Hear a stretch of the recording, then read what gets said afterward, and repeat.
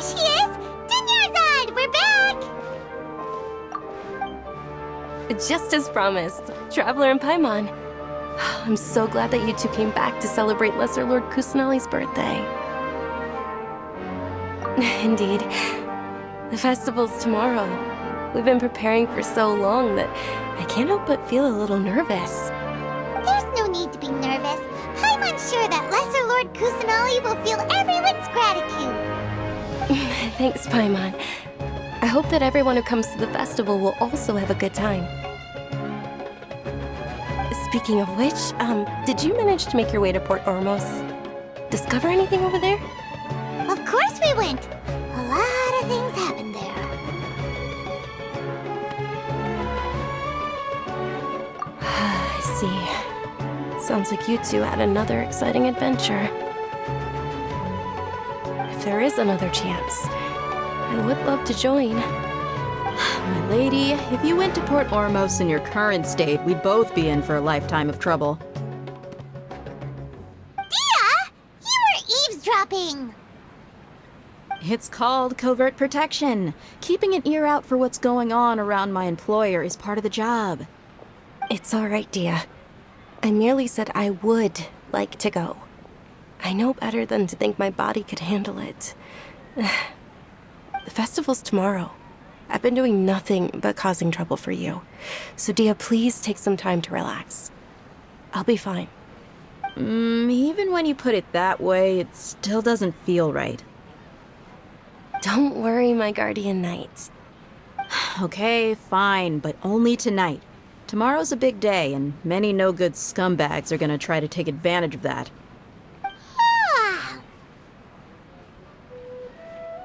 Oh, you two must be exhausted from your long journey back to the city. My apologies for not realizing this sooner. I've already prepared a room for you to rest. Please follow me. Whoa, you're so thoughtful. Paimon's so ready. Drinks that everyone can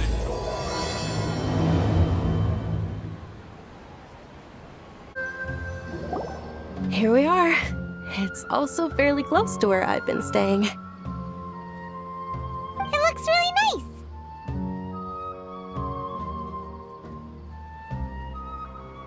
nice. Not at all. Just tell me more about your adventures when you next get the chance. That's Paimon's specialty. Paimon can tell you stories next time. Oh, if you don't mind, how about we all walk around together tomorrow? All of my friends will be working the festival, and Dia's still insisting on her covert protection. Yeah, it'll be pretty hard to relax and enjoy the festival if Dia's constantly hovering over you, right? Then let's meet at the nearby bazaar first thing tomorrow morning. Have a great night. It's a deal. Good night, Dunyarzad. I may be too excited to fall asleep tonight. See you tomorrow. Paimon started to really look forward to the Sub-Zero festival too. Will there be lots of yummy food? Oh no. Thinking about food is just gonna keep Paimon up all night. The earlier we sleep, the better. Let's go inside, Traveler.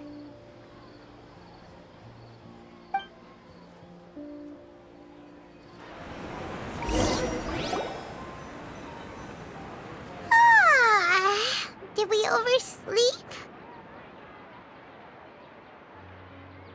We should go meet Dunyarzad right away! Traveler, Paimon, I've been waiting for you two. Good morning, Dunyarzad. We must have overslept a little bit. Not at all. I arrived early. Today is finally here. I must cherish every moment as if it were gold. You've worked so hard for this day. You gotta enjoy it to the fullest. You know it. Oh, it's just that, as expected, I had some trouble falling asleep last night. I'm hoping my body won't be too much of an issue today. Well, shall we? Let's start with the stalls over there.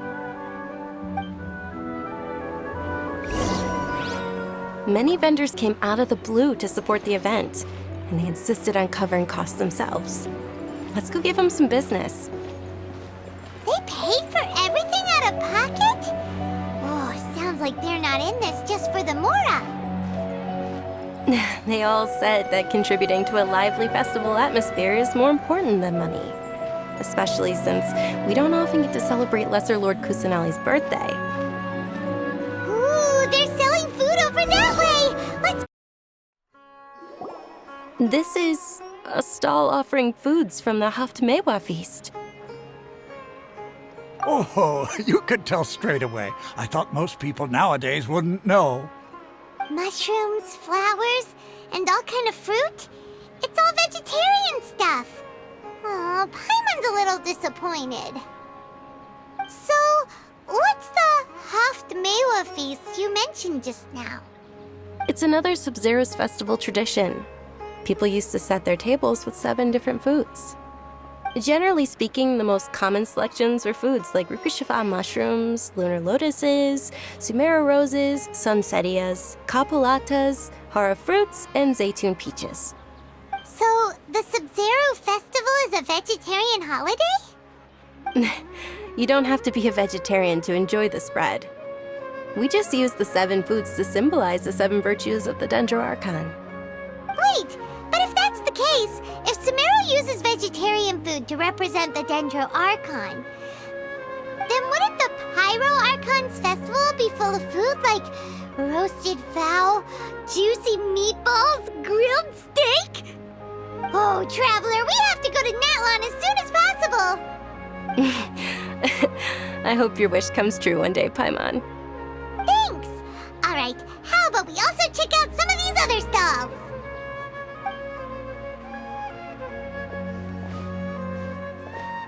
Dear customers, would you like to try your hand at alchemical divination?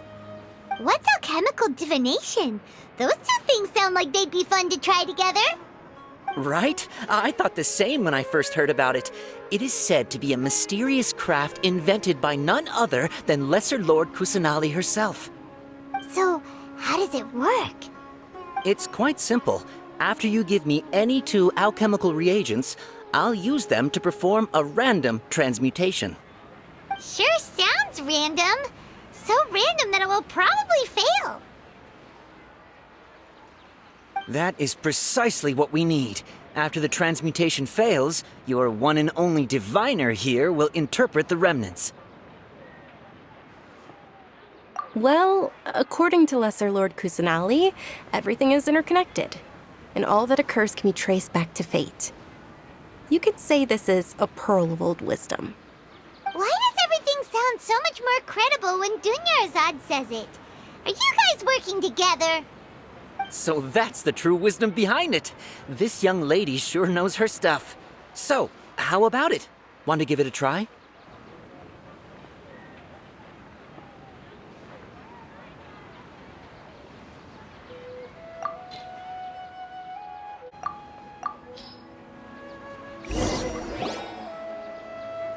Okay, one moment. It's the moon. Paimon wants to take a look too! Is it? It looks more like a pie that Paimon bit into. Generally speaking, the moon signifies... It means... Wait a moment. Is he really looking it up in a book? Oh, I remember now. It means illusions and lies.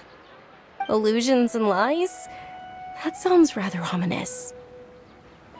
Yes, but this book says that if you trust your intuition and overcome your fears, the sun will surely rise. He's not even trying to hide his book anymore. Naturally, fate will only ever show you the beginning of a journey. It is up to you to forge your own ending. Oh, thank you so much. I'll keep that in mind. Oh, it's nothing. I'm just learning as I go. Guess that was still pretty interesting. Okay, on to the next stall. They say the Sub-Zero's festival was very lively a long, long time ago. Large flower carriages used to parade through the city. As they headed towards Port Ormos, people would throw flowers, candy, and liquor all along the way. Dunyarzad's eyes are sparkling right now. I wish I could have seen that spectacle. But if you ask me, I'm sure Nilu's dance of Sub-Zeros would be just as impressive.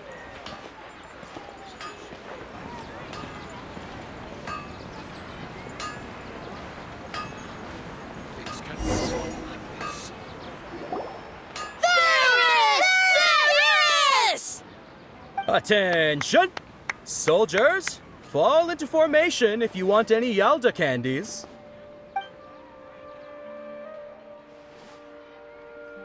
It's a weird guy with a weird hat. Hey, it's Dunyarzad! Wow! Miss Dunyarzad, the children love you even more than the Yalda candies. In the few short days it took to prepare for the Sub-Zero's festival, the children have all grown very fond of you. The Hallowed Night of Flowers. It's an honor that you know my name. Attention! In the name of Ferris, the Knight of Flowers, I commend you on your contributions to the glorious Sub-Zero's festival. All right, little soldiers, take your Yalda candies and don't forget your loyalty to Lesser Lord Kusanali. Dismissed! Yes, Knight Ferris! Just what is going on here? Ferris, the Night of Flowers, is another Sub-Zero's festival icon, and one immensely popular with children. In the past, the actor portraying Ferris would also sit on a flower carriage. It's all thanks to Miss Dunyarzad's sponsorship that the children can make such wonderful memories today. As are we to you, Vihar.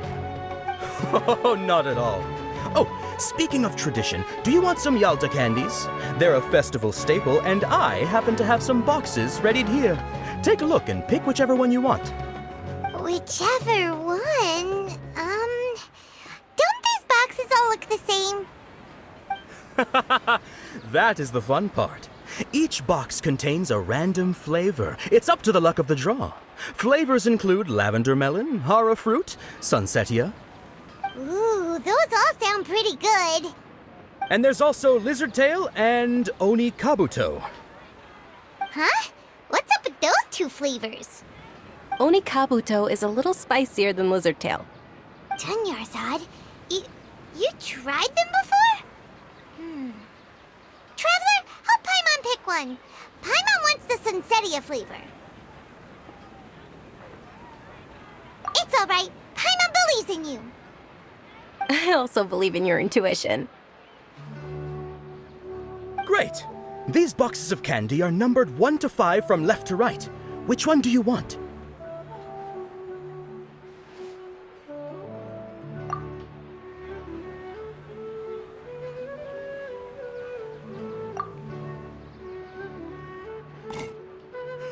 Excellent work! That is indeed Sunsetia. Paimon bet you survived so many epic battles because you had incredible luck, and Paimon was right. Attention! Here's your Sunsetia flavored candy. Thanks a lot, Knight of Candies. It's Night of Flowers, not Night of Candies. Paimon really wilted the carriageless Night of Flowers. They all basically sound the same. We got our candy, so let's keep going. Oh, actually, I just remembered that I left something behind. Since you're here, can you come with me to get it? Dunyarzad, you probably forgot because you're so excited about the Sub-Zero's festival. How embarrassing. We're too late. Who knew the little lady was such an early riser? I know, right? Hey, wait a minute. Boss, isn't that her? Oh, that most certainly is. We're in luck. She's walking right into our clutches. Those Those Eremites don't look like they're up to any good. Who are you? I don't believe the Homayanis hired you. That's right. We haven't received any of their mora, but I wonder how much the Homayanis would shell out to get you back. They're a gang of kidnappers! Traveler, hurry and protect Dunyarzad! Hey, did you scumbags even consider that the Homayanis might have hired a merc that outclasses you? You're... Dia! Dia the Flame Mane! No wonder we mercs haven't heard anything about you for so long. You sold your unruly mane to the highest bidder. Don't speak so disrespectfully. My family started working with her as gratitude for her past kindness to us. Don't worry about it, my lady. Just some friendly banter between mercs. One punch and those rabid dogs will expose themselves for what they really are. Aren't your claws all dull by now? Don't get too cocky!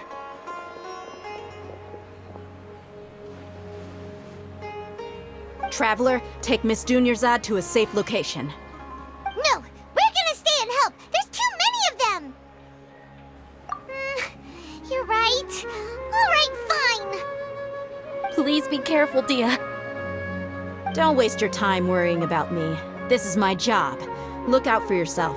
After I've wiped the floor with them, I'll go find you all.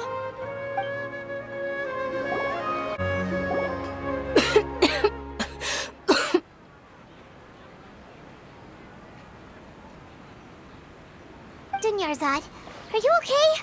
You look a little pale. Are you in shock? I'm fine. My body always reacts like this whenever I exert myself too much.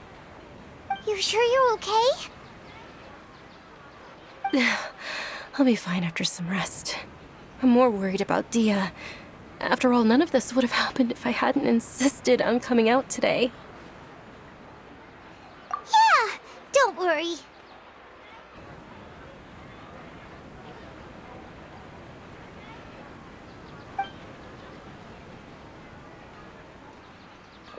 My lady, Traveler, found ya. Dia! You took care of them so fast! Any more of them? Or rather, did anyone follow you? Dia, your arm! Oh, this? I'm fine. It's just a scratch. Normally, they wouldn't have been able to land a hit on me at all, but I'm still getting used to this new greatsword. Please, let me take a closer look. Come on, it's nothing. Us mercs aren't as fragile as you think. Hold on, you said something about a new greatsword. What happened to the one you were using before? About that. Well, I sold it, because I was low on mora. Stuff like this happens every now and then. It can't be. The anonymous donation that was used for the venue's final round of preparations?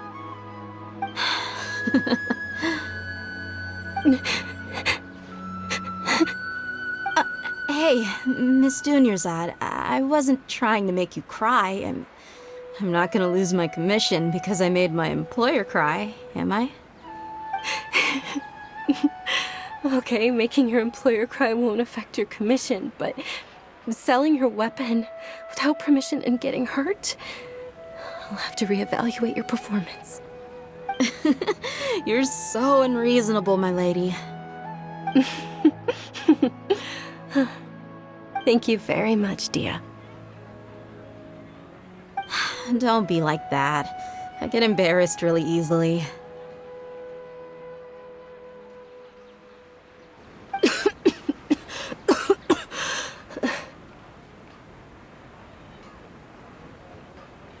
Are you feeling unwell again, Dunyarzad? My lady, your condition. Traveler, can you take her somewhere to rest? I'll look around the area to make sure we're safe from an ambush. Truly, I'm sorry for the trouble, everyone.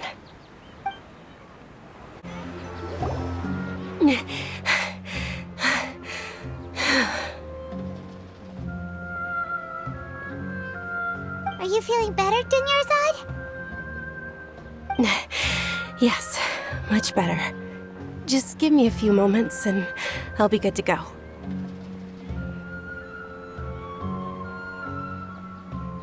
I didn't realize you were concerned about it. I guess I shouldn't continue to keep it a secret. I was actually born with Elazar. It's terminal now. Can't believe it's Elazar! Oh, you've already heard of Elazar. In that case, you probably know about its severity. Sumeru's current medical advancements still haven't been able to find a cure. The disease's progression can only be delayed through environmental therapy. Dunyarzad. There's no need to be sad. I've always lived with Elazar and I came to terms with it a long time ago. Compared to the simple fact that I'm afflicted with this, its effects on my life have been much more painful. I know that my family loves me dearly. They've done all they can to provide the best environment for me so that I can live for that much longer. However, I know I will one day succumb to this. Did you know? Before I ran away from home this time, the world outside of my home didn't even know that I existed. Since I was a child, all I could do was sit on my bed and stare at everything outside of my window. I'm sure my family's worried and disappointed in me for running away, but I just didn't want to have any regrets. I wanted to meet other people. To me, there's nothing more beautiful than being able to meet and speak with others. Not to mention the incredible time spent preparing for the festival. The joy on everyone's faces here, and all the support I've received from friends like Dia. This way, when my final day does arrive, it will be less sorrowful. At the very least, many people will remember that I once existed in this world, right? As long as you don't forget Paimon, Paimon also won't forget about you. No, even if you forget Paimon, Paimon will still remember you. Thank you two so much. I apologize for the depressing conversation. This is out of character for me. To be honest, Lesser Lord Kusanali gave me the courage to do all of this. If it weren't for her encouragement, I wouldn't have taken that first step. Thanks. There will always be frustrations in life, but I know that the point of living is not to leave behind any regrets.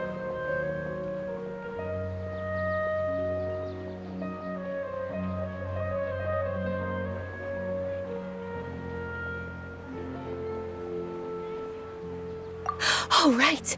Isn't it almost time? Huh? Almost time for what? Isn't the Dance of Sub-Zeros about to begin? It's the part of the festival that I've been looking forward to the most. Nilu will recreate that legendary scene with her most splendid dancing. And the Sub-Zeros festival will conclude amid everyone's applause and blessings. And with that, my wish will also... Then what are we waiting for? Let's go to the stage! Yeah, we should still make it in time. Were you not aware that the law prohibits this type of performance from taking place without prior permission? Over there! Someone's yelling at Nilu! I think I just saw the Academia's Grand Sage. Why is he here in person? But the Dance of Sub-Zeros is one of the key parts of the Sub-Zeros festival. If we can't perform it... The Sub-Zeros festival. The law also prohibits the private hosting of large-scale religious festivals. Only the Academia can host such an event. If you continue to resist, we will have to order an investigation into every single event organizer. The Grand Sage has already granted you much leniency. I advise that you exercise tact. How did things turn out like this? The Academia was originally responsible for the Sub-Zeros festival, but they failed this responsibility for many years. I need to speak with them. This is a hard pill to swallow, but you're right. Things would only get worse. Art, dance. Aren't you ashamed of pursuing such frivolous and meaningless activities in this land of knowledge and reason?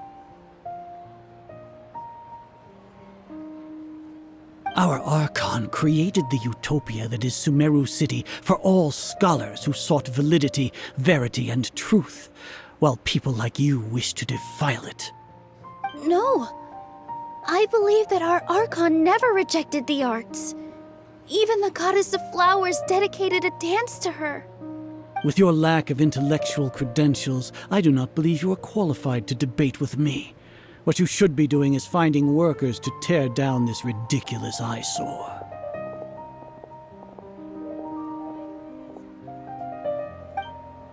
When we return, have the scribe draft an ordinance before the next Nyargarbaha Day that prohibits public art performances.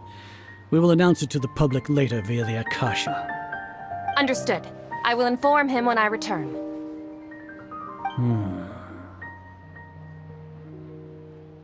The Sub-Zeru's festival. Go celebrate the birth of that god to your heart's content. Nilu, are you okay? Oh, Dunyarzad. You all saw that just now? The Grand Sage ordered us to stop the performance. Yeah. Let's go somewhere the Academia can't find us and perform there. But how do we let everyone know? And what about the atmosphere on the stage?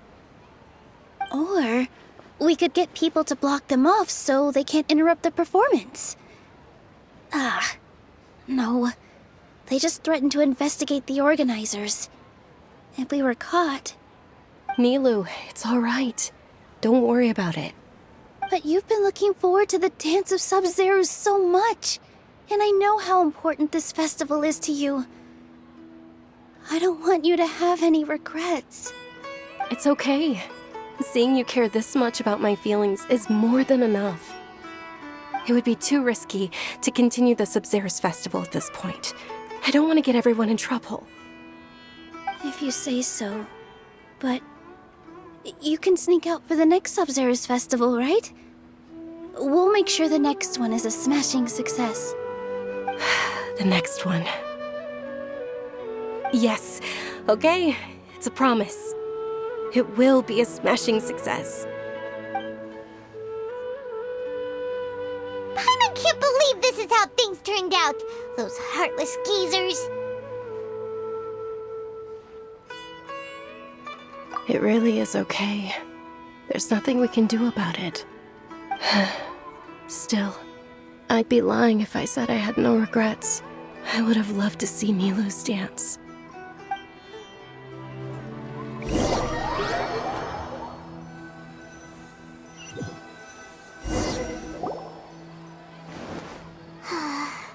A lot happened today.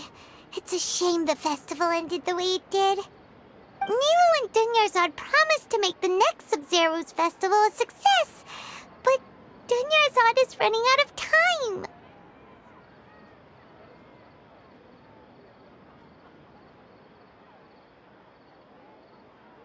Yeah.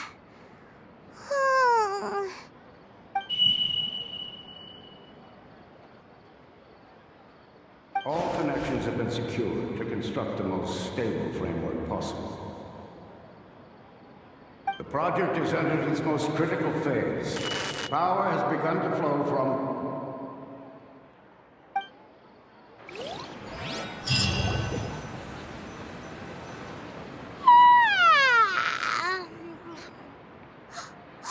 We're gonna be late! It's all because you wouldn't get out of bed! We should go meet Dunyarzad right away! Good morning, Dunyarzad. Sorry we're late. Not at all. I arrived early. You seem kinda tired. Did you not get enough sleep? I'm doing well. There's no need to worry. Shall we go? Let's start with the stalls over there. Sure! Traveler? Why are you just standing there? Let's get going!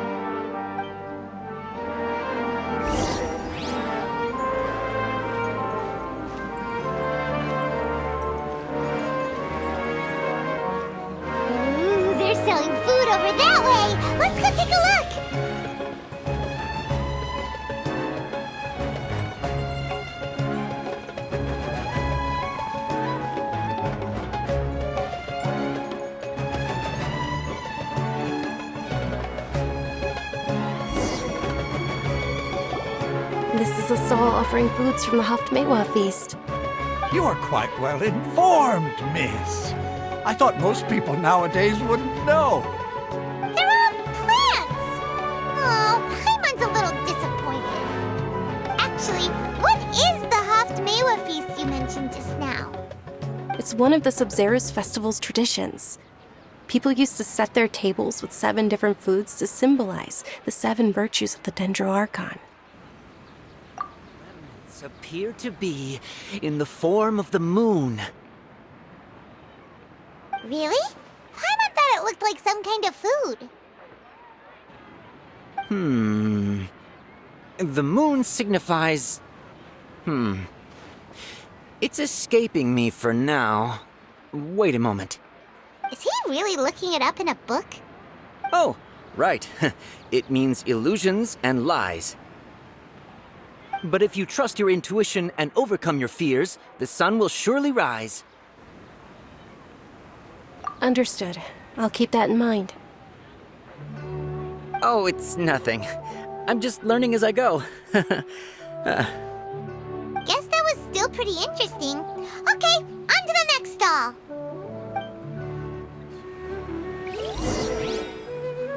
So, where to next?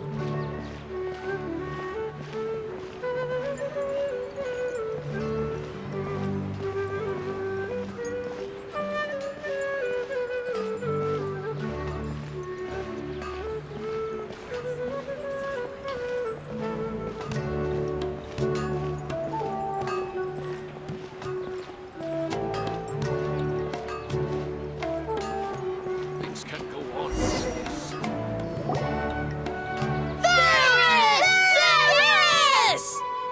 All right, soldiers. Now that you have your Yalda candies, don't forget your loyalty to Lesser Lord Kusanali. Dismissed!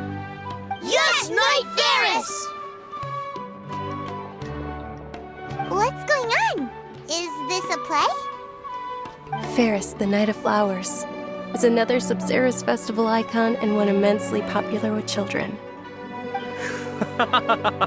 It's all thanks to Miss Dunyarzad's sponsorship that the children can meet the Knight of Flowers. Oh, do you want some Yalda candies? I happen to have some boxes readied here. Take a look and pick whichever one you want. What's to pick? Don't these boxes all look the same? It's not that simple. Each box contains a random flavor. It's up to the luck of the draw. Flavors include lavender melon, hara fruit, sunsetia. Ooh, how interesting. And there's also lizard tail and oni kabuto. Ugh, why do those flavors even exist? Traveler, help Paimon pick one. Paimon wants to eat the sunsetia flavor. Great! These boxes of candy are numbered 1 to 5 from left to right. Which one do you want?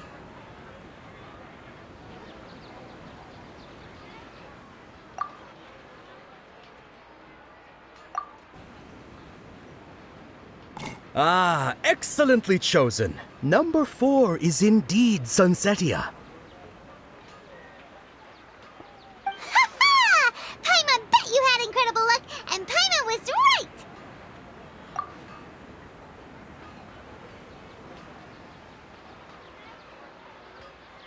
Huh? How's that possible? It's obviously random.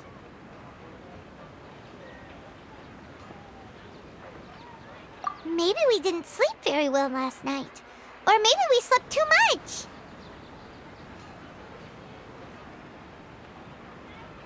Oh, sure. Huh? Where are you going? You're just gonna walk off like that? A feeling of deja vu? Oh, Paimon knows what that is. It's when you feel like you've already experienced whatever is going on. In that case, Paimon also felt something like that today. But that's just our brains playing tricks on us, isn't it? So why'd you run here in such a hurry? So that's it! You're intentionally doing things you usually wouldn't and seeing if you still get that same feeling of deja vu. Welcome, you two. Are you here for lunch? What would you like to eat? Got it. You don't look like you're from these parts, but I gotta say, you've got good taste. I'll give this order to the kitchen. Coconut charcoal cake? Isn't it that burned thing that didn't look tasty at all? Oh, Paimon understands what you're trying to do now. You'd never normally order something like this.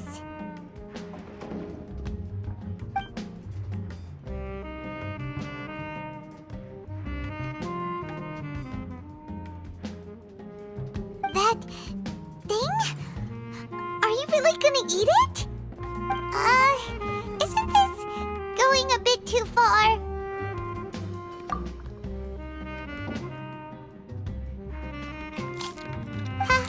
How was it? The look on your face is telling Paimon that it tasted awful. Then, you mean... That's impossible! We were just talking about how gross it looked! So, would this be a case of taste bud deja vu? Paimon also gets the impression that we've been here many times, even though we are regulars. How about we go out again and try something else?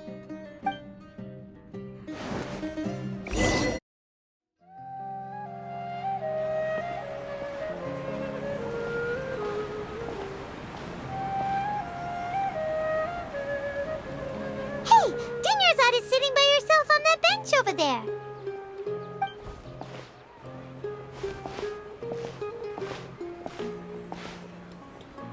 What a coincidence, Dunyarzad. We meet again. Why are you sitting here all by yourself? Oh, I ran into some kidnappers just now, but thankfully Dia came to my rescue. I started to feel unwell after that, so I sat down here. Kidnappers? Oh my goodness, are you hurt? I'm okay. Dia's arm got scratched, but it isn't serious. Whew. That's a big relief. But, Dunyarzad, you seem a little down today. It's the Sub-Zero's festival, and you've been looking forward to it so much! Not at all. I've always been like this. Excessive physical exertion or strong emotions tend to aggravate my illness. Besides, no matter how amazing today may be, it is but a single day. After however many more days, my time will come to an end. Paimon doesn't quite follow you, and Paimon feels like something's really got you down right now. It really is fine. I don't mind.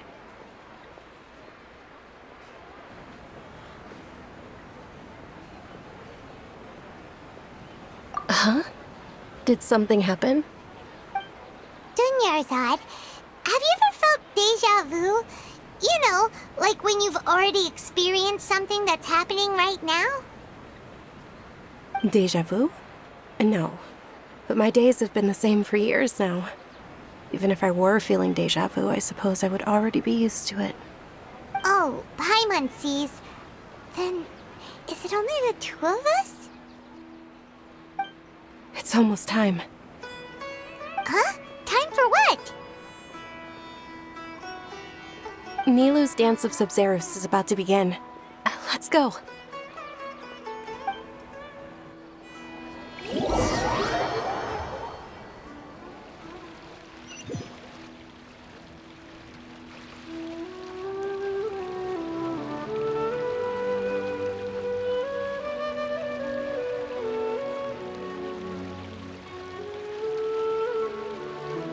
With your lack of intellectual credentials, I do not believe you are qualified to debate with me.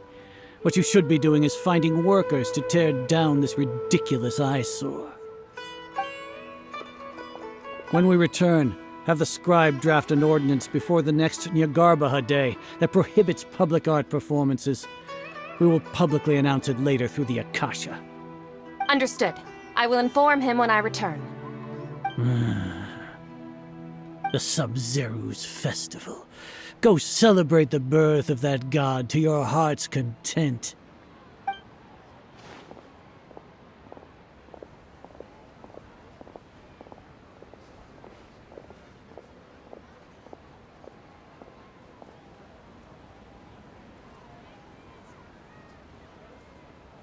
Milu, are you okay?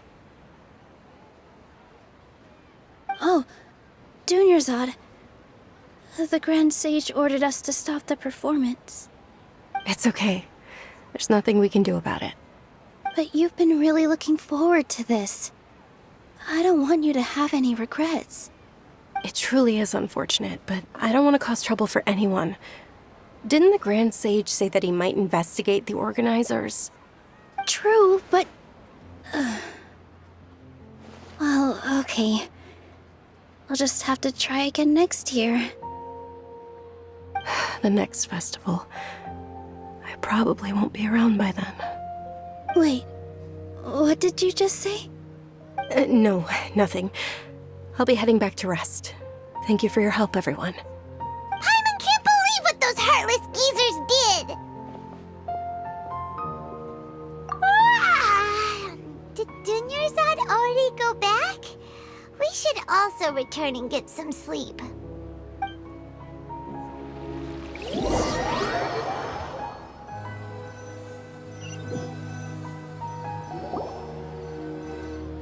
So, in the end, you still couldn't figure out what that deja vu feeling was all about? Maybe it really was because of exhaustion.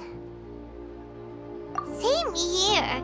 That's why Paimon stopped thinking about it halfway through the day. Then, how about we settle in and get a good night's sleep? For now, we can chalk things up to exhaustion. We can do more thinking tomorrow.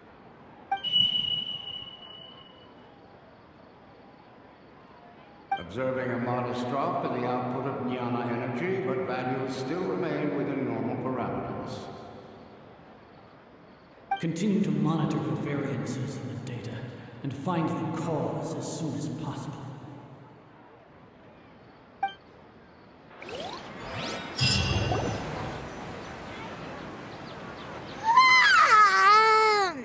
Why does Paimon feel so tired after so much sleep? Anyway, we should go meet Dunyarzad right away.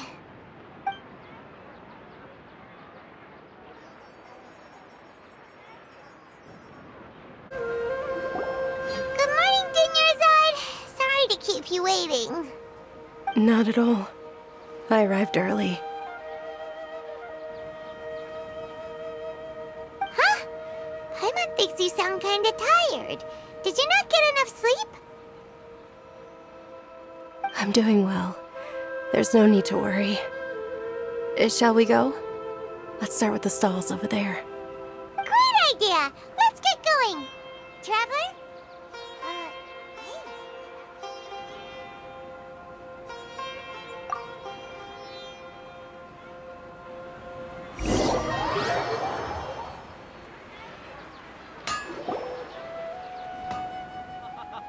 It's all thanks to Miss Dunyarzad's sponsorship that the children can enjoy the Sub-Zero's festival.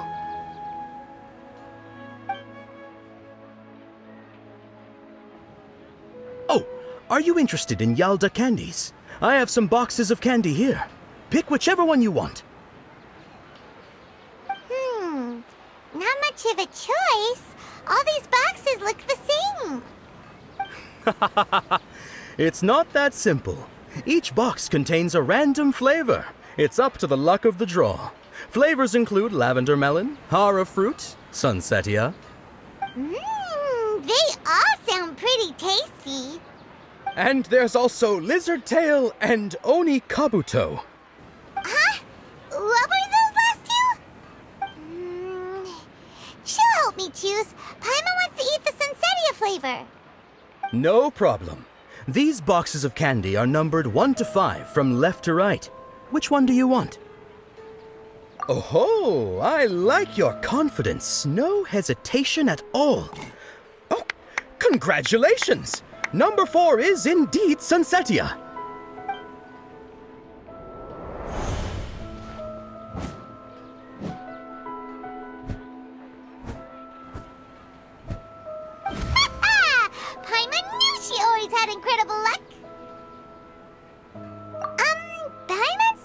interested in the other flavors. Oh! Wait. How did you know? Don't tell me that you already knew which flavor was in each box. What? She was right about all of them? That couldn't have been luck. How is this possible? I packed all those boxes this morning and they've been sealed ever since. You couldn't have known beforehand. Mind reading? X-ray vision? Or some kind of magic trick? This is way too freaky. Tell us what's going on! Since when did you get superpowers? Traveler?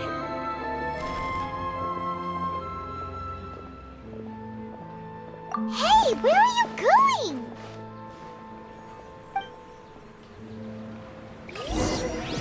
What's going on?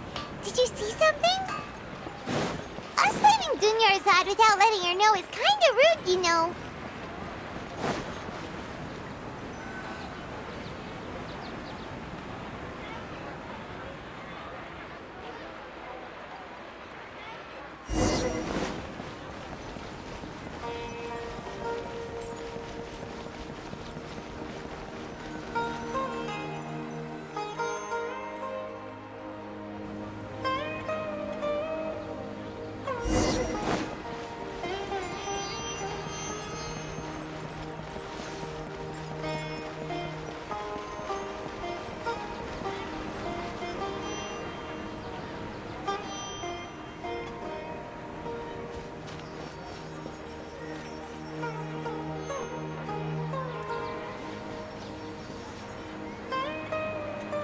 What are you looking for?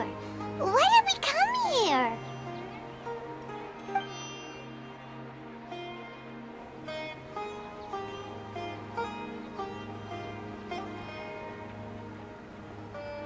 Traveler?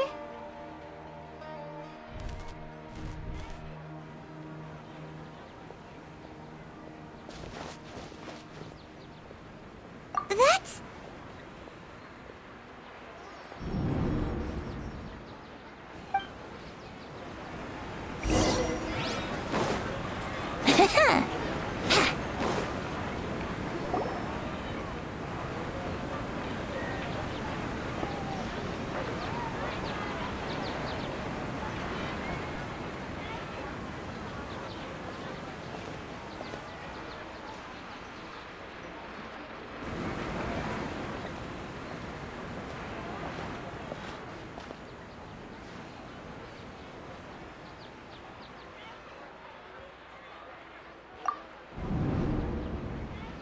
Look! That's... Isn't that Dunyarzad? What's happening here? Why are there two Dunyarzads?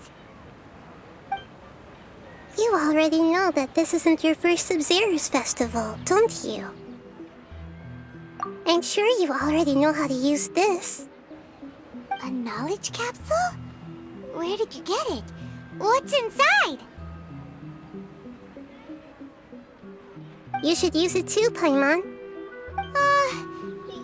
You know Paimon?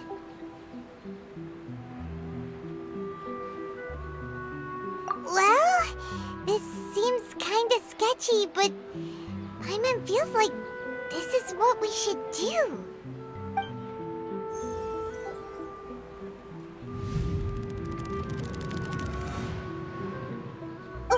What the?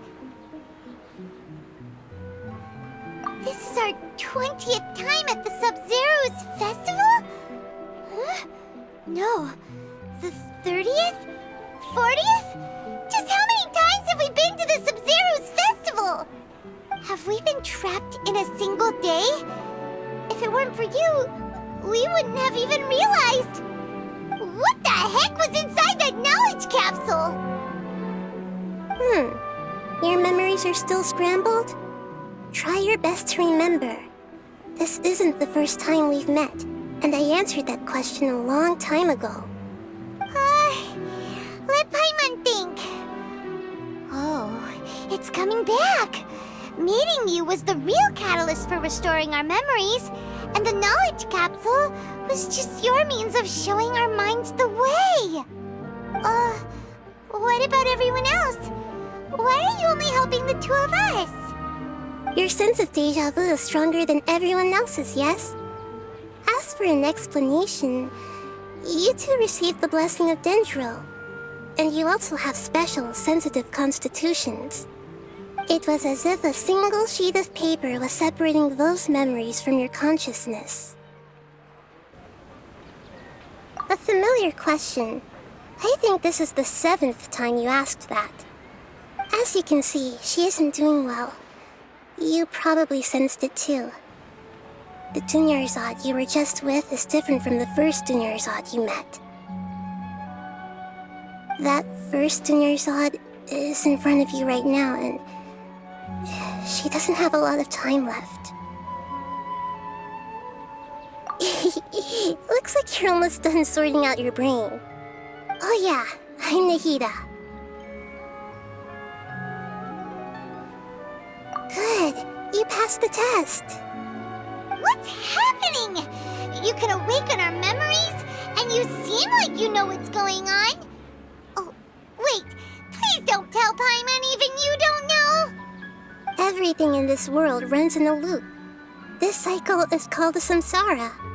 You, me, and everyone else are all stuck inside a one-day samsara. As for the truth, that's on you to find out. If you were told the truth instead of discovering it yourselves, it would literally blow your minds. I don't know how you'd be after that. I can only give you surface-level help, like bits of information and subtle hints. For the rest of the time, I'll be doing all I can to slow down Dunyarzad's illness. She looks like she isn't doing well at all. Her illness gets worse after each Sub-Zero's festival. If we can break out of the samsara, I might be able to save her. But as things are right now, she's just a small bird in the sky that's about to lose its last feathers. All I can do is raise a gale to delay her fall. You sure love to use weird analogies. Analogies are wonderful tools. They let you use existing knowledge to understand unfamiliar things. Okay, so, with what you know so far, what do you think the truth is?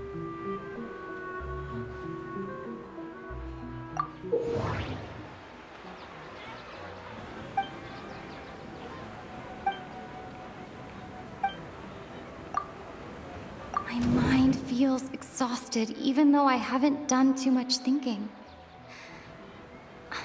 What is going on?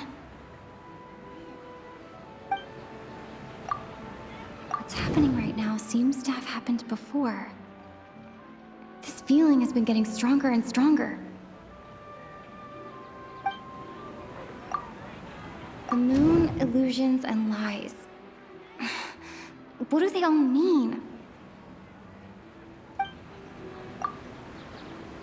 Grand Sage said, go celebrate the birth of that god to your heart's content. Did he mean something more? We've already experienced the Sub-Zero's festival many times, and the day of the festival seems to be in a perpetual samsara.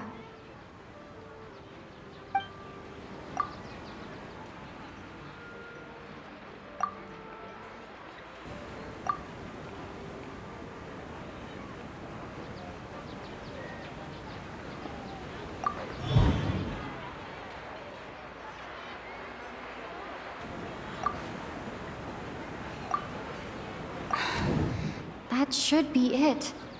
The flow of time is endlessly cycling within one single day.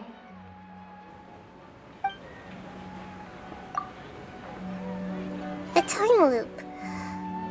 You've given similarly wrong answers in the past. A pity. Still the wrong answer? Paimon thought that made a lot of sense. It feels like time's just repeating itself. A simple time loop can't explain some of the phenomena. You two are still missing a lot of information. Unfortunately, I can't give you any more hints.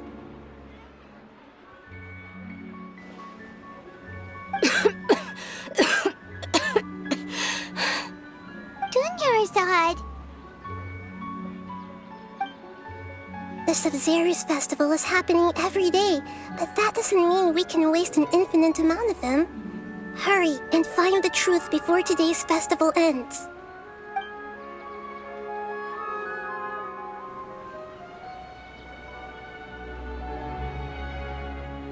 Let's think about our current situation. To save Dunyarzad, we have to escape the samsara of the Sub-Zero's festival. And to do that, we need to figure out what's happening. The truth. Nahida rejected the idea of a time loop, so we must have missed something, right? Paimon's memories say that we've already done this many times, but let's go talk to people again. It's more productive than sitting here and scratching our heads. Why don't we start with those stall owners? Hey there! Hey, it's you guys again. Where's your cultured friend? She's feeling a little unwell. I see. Did you come back to buy something? I guarantee the freshness of my products. I harvested them from the forest just yesterday. Huh? What brought this about? I hurried back from the forest yesterday, and I'm selling produce here today. I haven't felt anything strange. To put it another way, if you really think about it, was yesterday truly yesterday? Did you actually come back from the forest yesterday? What kind of philosophical nonsense is this? Are you two daydreaming? Didn't you know that no one dreams in Sumeru? Go somewhere else if you want to find someone to daydream with.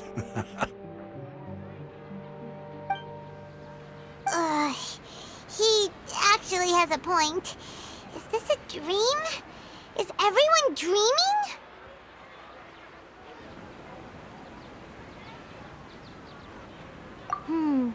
True. It's so weird that people here don't dream. Why is that? Anyway, if this all really were just a dream, we would have woken up a long time ago. Let's keep asking around. Oh, it's you two. Was my divination so accurate that you felt compelled to compliment me in person?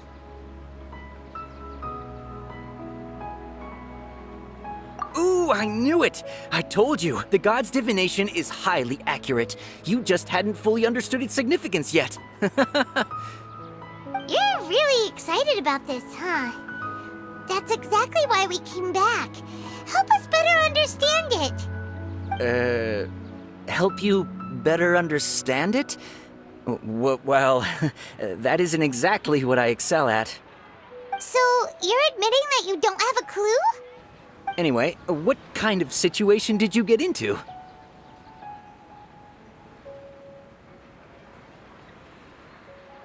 Huh? Hold on a second. I thought you guys just lost your wallet or fell for a scam. What you just said, are you serious? Does that kind of thing actually happen in real life? Paimon knew you weren't going to believe it. Marvelous. Truly marvelous. I believe you. Recall the interpretation of your divination. The moon, illusions, and lies. It really felt like an omen. When you say it like that, the divination does sound like it's related to what's going on. Can you read any more into it? I believe that the Archon's revelations are never more than vague hints. Anything more specific is beyond the reach of mere mortals. The book only says, if you trust your instincts and overcome your fears, the sun will surely rise. So that's how it is. Looks like fortune-telling is just fortune-telling. It's no good for practical problems. We haven't made any progress. Who else can we talk to? Paimon remembers that we tried talking to her a couple of times, but she always thinks we're playing pranks on her. You think she'll brush us off again? Yeah, If we tap into Dia's strong sense of responsibility as a mercenary, then she'll definitely take us seriously. At this time of day, Dia's probably just finished beating up those kidnappers. Let's go find her. I'm fine, my lady. It's just a scratch. Perfect timing. Both of you are here. Paimon, Traveler, you came at just the right time. Listen, there was a dangerous Huh? You saw? Then why didn't you jump in earlier? If someone was protecting Miss Dunyarzad, I could have went all out. Anyway, can you do something for me? You want the Traveler to take Dunyarzad somewhere to rest up while you check to see if there's still any kidnappers around. Did Paimon get that right? How did you know what I was going to say? We need to say something convincing. My mind feels exhausted, even though I haven't done too much thinking. What is going on? The moon, illusions, and lies. What do they all mean? Dia sold her greatsword to raise additional funds. And then she was injured because she wasn't used to her new weapon. People in Sumeru don't dream. What a strange phenomenon.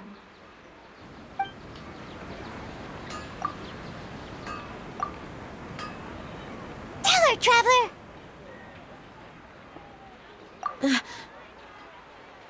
I didn't tell anyone about that. Including Miss Dunyarzad. You couldn't have known. And just now, you literally took the words right out of my mouth. What's going on? All right, so this is the situation.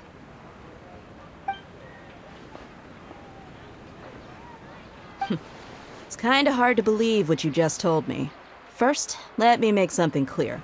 Most of us desert dwellers might not be the scholarly type, but we do have basic common sense. She's quieter than usual, uninterested in anything, and really gloomy.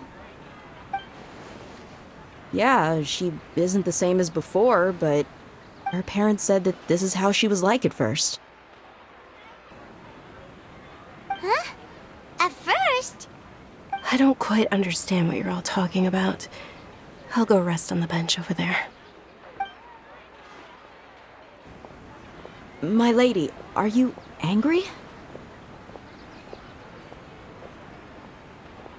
All right, I'll give you the benefit of the doubt since you knew about my greatsword.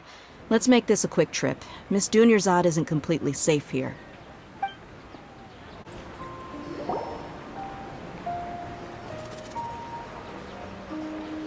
Nahida! We brought a friend! Are you busy? I thought I told you that it won't help to bring anyone here. We just wanted her to see the real Dunyarzad's condition. The real Dunyarzad? Where and who are you talking to? Huh? I told you that you two are special. Other people can't see me or Miss Dunyarzad here.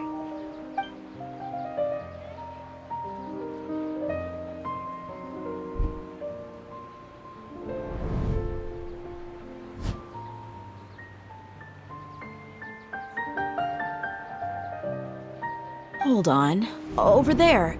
Is that? Wow. How perceptive. Does she have invisible antennae? Miss Dunyarzad, she's lying down here, isn't she?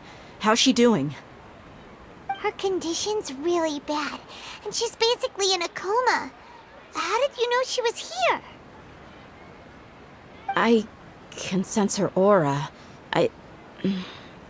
There are also lingering feelings of something like regret or disappointment. What happened? Do you believe us now? The Sub-Zero's festival has been repeating itself. So, you think the sages are behind this?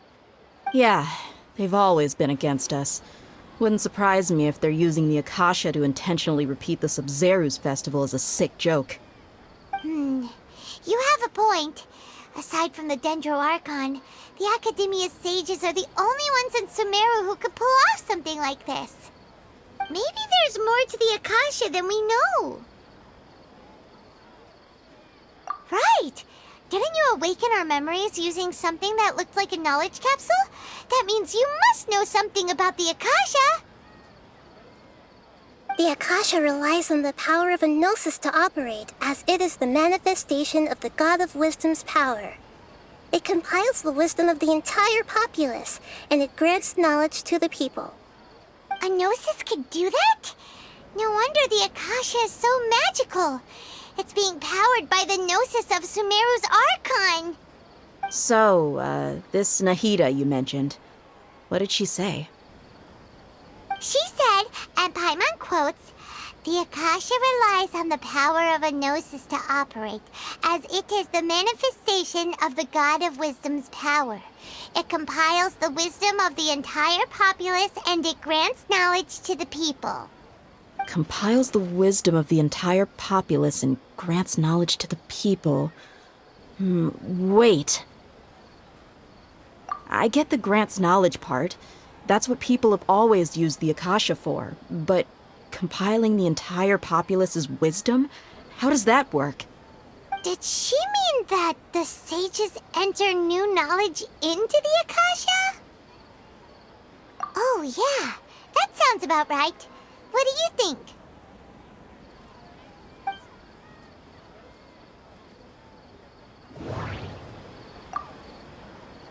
What's happening right now seems to have happened before. This feeling has been getting stronger and stronger. My mind feels exhausted, even though I haven't done too much thinking. What is going on? Okay, Nahida said, "The Akasha relies on the power of a gnosis to operate, as it is the manifestation of the God of Wisdom's power. It compiles the wisdom of the entire populace, and it grants knowledge to the people. People in Sumeru don't dream. What a strange phenomenon."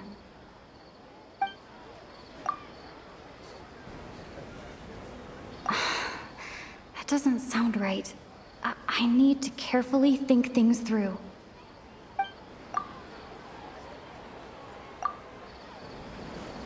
You mean the Akasha is causing our mental fatigue? Huh. Now that I think about it, my head's been feeling unusually heavy. When the desert dwellers set off on their quest for knowledge, a sage once said, "Knowledge always comes at a price." Compiling the entire country's knowledge. You think the Akasha pulled a 180 and is extracting information from us? Who knows? The Akasha can put knowledge into our heads, so who's to say that it can't also poke around in there? We don't know any specifics. What's the point of doing something like that? Just think about it. If you could combine the knowledge of every single person in Sumeru, then you can basically turn Sumeru City into a single massive brain. This hive mind could make breakthroughs in problems that even the smartest geniuses can't crack. An excellent deduction. And the analogy comparing Sumeru City to a massive brain? I love it. In that case, we should take off our Akasha terminals right away. Maybe that'll solve this problem. Yeah, I was only wearing this for show in the first place. Didn't expect the sages to cook up such a conspiracy. Mark my words, when this is over, I'm getting evidence and exposing this whole thing to the public. How does everyone feel? Huh? What is it? Oh, that! Paimon knows what you're talking about. It's a single soft beep that sounds like it's coming from the Akasha terminal. The sound of a beep. Could it be a prompt tone for when the Akasha is operating? That's probably an important clue. We weren't using our terminals, but we heard a beep anyway.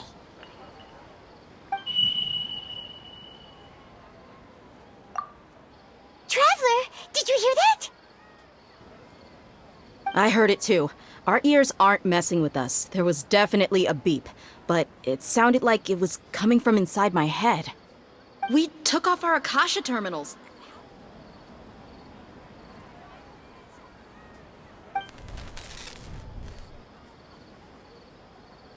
Phase runtime has exceeded its expected length. At this rate, there may be casualties. But we cannot lose all of our progress.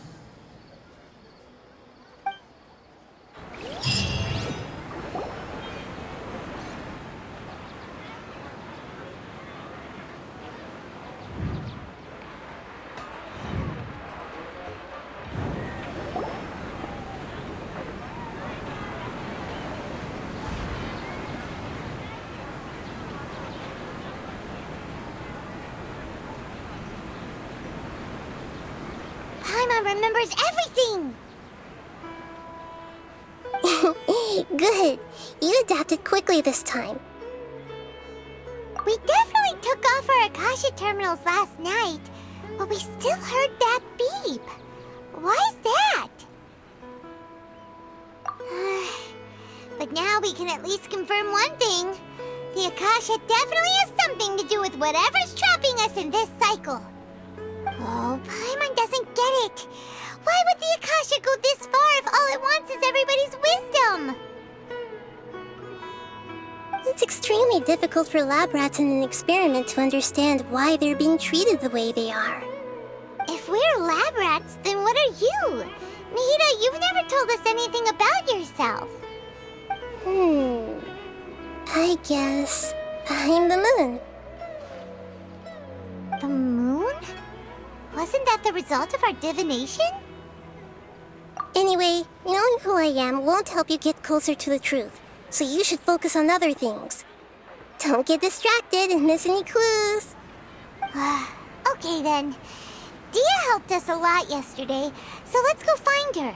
If Paimon's reading the time correctly, those kidnappers should be showing up soon.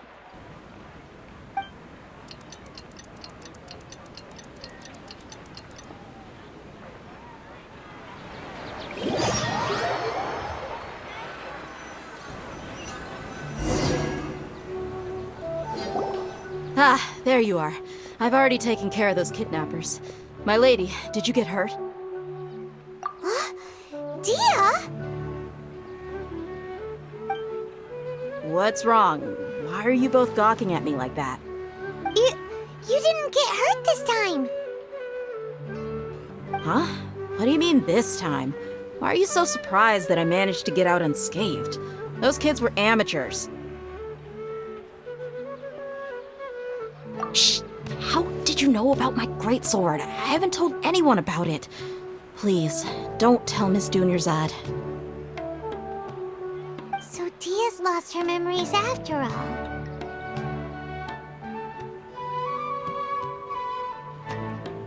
Anything strange? You already know that I got a new greatsword.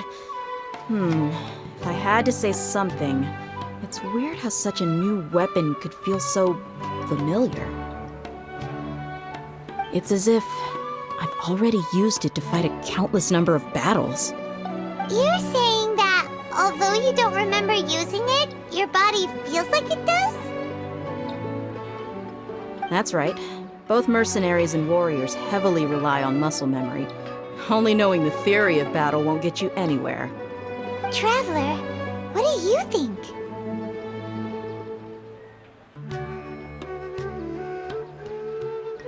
Yeah, Paimon's feeling really hopeful.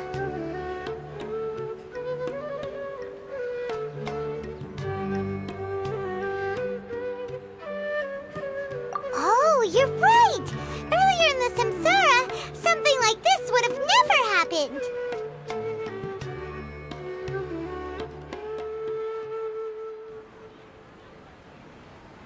I have no clue what you two are talking about, but it's still dangerous here, so... So you want us to take Dunyarzad somewhere else to rest while you check if there are still more kidnappers around, right? How did you know what I was gonna say? Can you read minds? Forget it. Go and do your thing.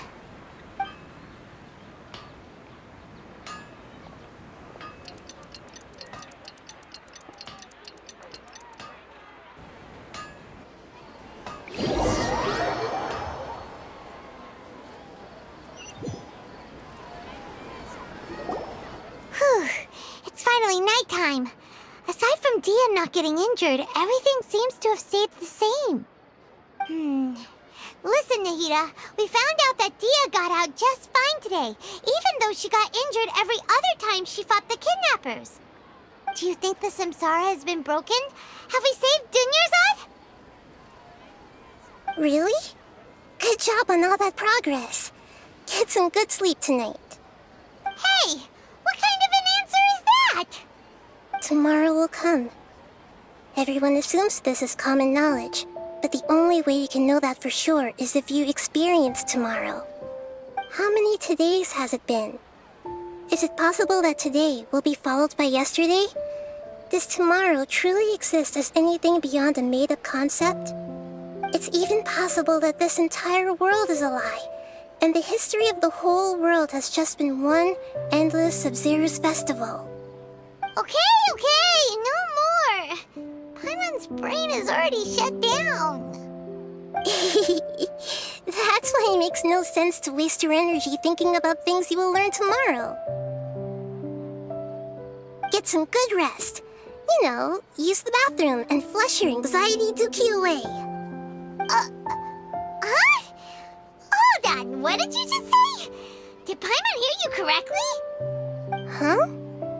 People always say they feel a sense of relief after they take a duk-duk. That's why I suggested you could try that. Is that so strange?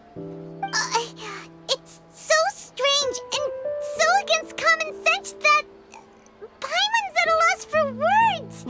You were sounding kind of smart just a minute ago. Yeah, even though it's happy and lively at the Sub-Zero's festival every day, it feels like it's been a long time since we've really gotten to relax. Let's go back to our room.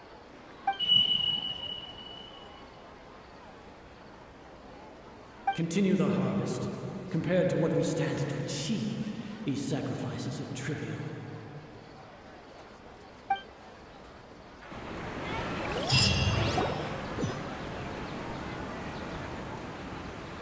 We're still in the same day! Nahida, you already knew last night that we didn't break out of the Samsara? Why did you tell us? Would there have been a point? You would have spent the night with new worries, with tomorrow still out of reach. In that case, you might as well rest within that brief moment of hope. An opportunity like that doesn't come by often, and I thought it might help you clear your minds. Paimon thought the Duke did that! Whatever. Guess you were looking out for us after all. Of course. In the time we've been together, you two have been everything to me. Paimon's flattered and everything, but maybe you're taking things a little fast. What I mean is, even though I had asked you to solve this puzzle, you two are still the only ones who can see me and sense my presence. In other words, if you weren't here, I may as well not exist. That's why you two have been everything to me. Get it? Nahida's talking about confusing stuff again. Anyway, that's enough chit-chat. So, Traveler, did the new clues yesterday help you gain a new understanding of the situation? Huh? Why are you scrapping your previous theory? Oh, yeah! You're right! Gosh, how did we not notice that? In a simple time loop, people's physical conditions should also reset. So, what's your new hypothesis? We've already experienced the Sub-Zero's festival many times. And the day of the festival seems to be in a perpetual samsara. Okay, Nahida said, the Akasha relies on the power of a gnosis to operate, as it is the manifestation of the God of Wisdom's power. It compiles the wisdom of the entire populace, and it grants knowledge to the people.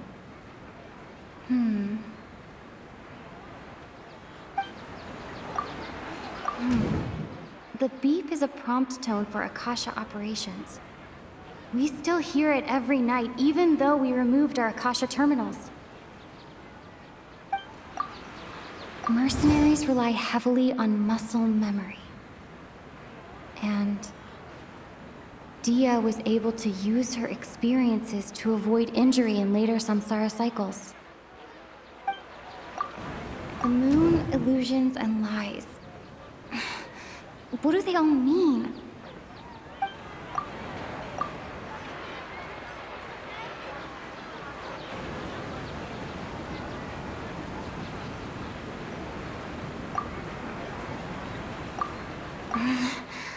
I can't seem to cohesively piece everything together.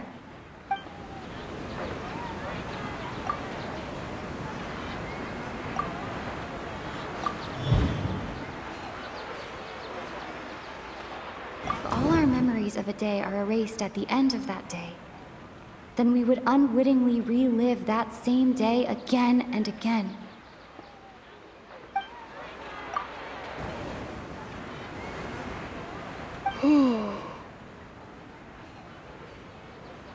Oh! Then the beep we hear every night could just be indicating the deletion of our memories! That's why when we wake up, everyone thinks the Sub-Zero's festival hasn't happened yet!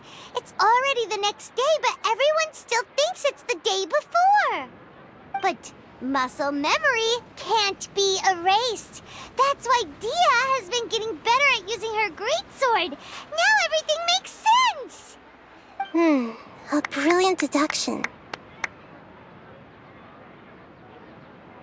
Nahida, tell us if we're right or wrong. To put it simply, it's as if you've mistaken a pyro crystal fly for a firefly in the night. You lost sight of its true nature because you focused too much on your perception that it glows. That isn't simple at all! Why don't you go talk to Miss Dia again? You might learn something new. Right! She did help us find our latest clue after all. Let's go!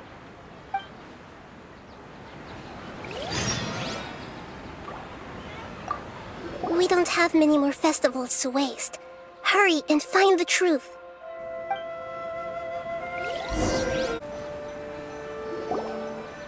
There you are. Really took me a while to find you. As expected, Dia also didn't get hurt today. Get hurt?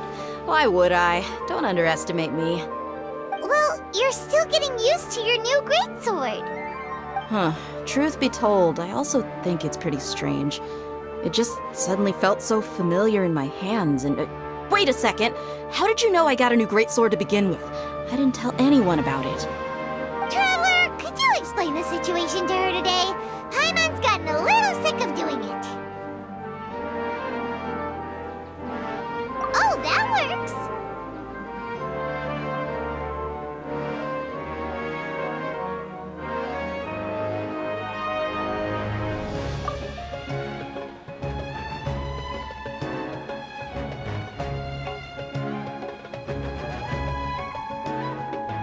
What happened to you guys while I was gone?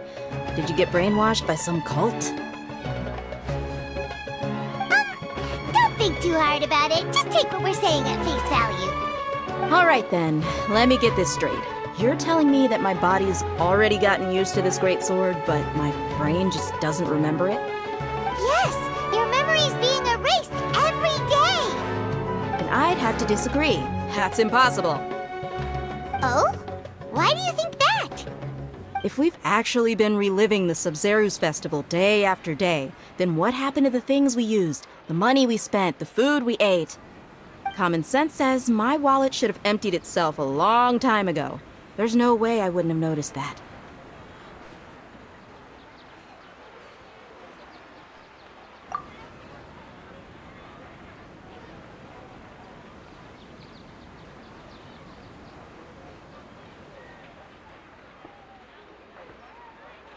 right. They could use the Akasha to record what everyone did that day, and then use the city's resources to replenish everything. It's not very likely, but it's also not impossible. No, it is impossible. I've got proof. You have proof? Where? You two are surprisingly serious about this nonsensical discussion. Fine, I'll play along for a little longer. Come with me, Miss Dunyarzad. Please come along as well. I still can't guarantee that this area is safe.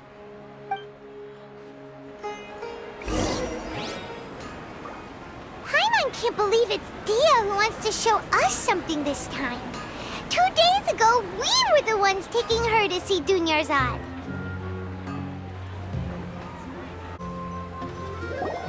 This is it. Huh? This is a wooden training dummy. What about it? See those marks on the dummy? Those are the result of several days' worth of practice. Let's say the sages didn't replace it every day. Shouldn't it be hacked to pieces by now? That's true, but what if they did? Then the sages would have had to reproduce every mark I left during previous training sessions. I'm a professional fighter. My martial school has always emphasized the importance of refined control. The force, angle, and entry point of each strike is calculated and deliberate. That's why I remember every mark on the dummy, as well as my state of mind as I made each strike. It's just as they say, each swordsman has their own unique style, and even the same swordsman can't make the same cut twice. It would be impossible to copy these marks. Is it really impossible? What if they used some fancy machine to carve every single mark? People often say that a camera's photo can never replace an artist's painting because the former has no spirit to it. The same thing applies here. At a mere glance, I can differentiate carved marks from the results of combat training. Whew, I hope that cleared things up for you. Hey, is this that new brain-exercise game that's been super popular with the scholars lately? It's surprisingly fun. Anyway, it's getting late. I should escort Miss Dunyarzad to Nilu's stage. See you later. Well, back to square one. Is our memory deletion theory also wrong? But at least we've reached some other conclusions in the meantime. Yep, that's true. So, can we think of any new ideas right now? Strange? Paimon feels like everything's been strange lately. Huh? Leaving the city? You're right! It's really strange how we never thought of such a simple solution! Many things should become clear if we can confirm the flow of time outside of the city. Paimon can't believe it! Did we miss this because we're tunnel visioning too hard on our other theories? Or because we're just too tired? How about we go back and ask Nahida? Maybe we've forgotten something about leaving the city. Nahida, we're back! You're back early today. Did you find something new? Sort of. We're mostly sure now that we're not in a time loop. And we also aren't in the real world. But at the same time, we have a new question. Leaving the city. As far as I remember, you've mentioned your plans to do that twice before. We did? But we don't remember anything. What happened after we talked about those plans? What did we say when we got back? Let me think. I don't think you ever actually told me what the outcome was. Oh, it's probably more accurate to say that both times you never came back the whole night. But you two sometimes stay out the entire night anyway, so at the time, I didn't think too much about it. It is true that sometimes we lose track of time during our investigations. Before we know it, it'll already be the next day. But still, neither of us remember anything about leaving town. Really? That's kinda strange. In theory, I should have already awakened all your memories. Yep, something here's definitely fishy. Let's get to the bottom of this tomorrow.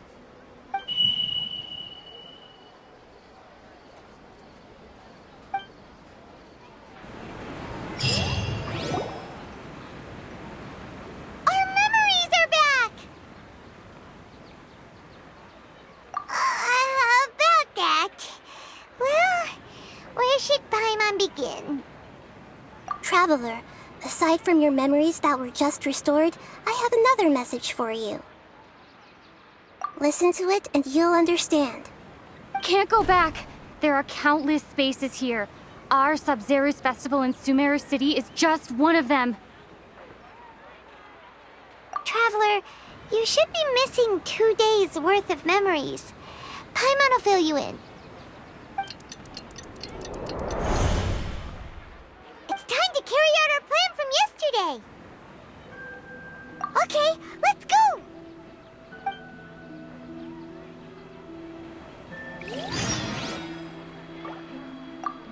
We don't have many more festivals to waste. Hurry and find the truth. Why can't we leave the city? What is the Academia up to now? Don't ask me. It's not like I can tell you anything. This is a direct order from the Grand Sage. Just wait until tomorrow. I have a real emergency. My goods have already arrived at Port Ormos. If I don't hurry, they'll be stolen. That's your problem. Make sure you make a request in advance next time. But it's not like you can just predict business matters in advance.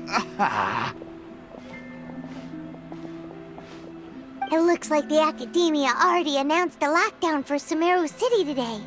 How completely unsurprising. Let's go and question them. Hello, sir. Why can't we leave the city today? Here we go again. Don't ask me. I don't know either. We just received an order that no one is allowed to enter or exit Sumeru today. They didn't tell us anything else. Angering me won't get you anywhere. If I had that kind of insider info, I would have left this stupid post long ago. It looks like he really doesn't know. If we can't get anything out of him, let's take matters into our own hands. Why don't we climb over the walls? Those guards can't be everywhere at once. This is a good spot, and the guard hasn't noticed us at all. Let's hurry! Huh? Why? Are you going to leave Paimon behind? But what if things get really weird out there and you get into some trouble? Then Paimon won't be able to help you. Oh, Paimon knows that Paimon can't do much, but we've always been together, haven't we? Okay. Paimon will wait for you. Promise Paimon that you'll come back as soon as possible. Just a quick look. And please, be careful.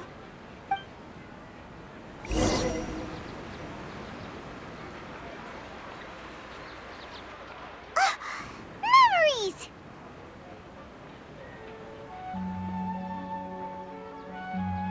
Traveler!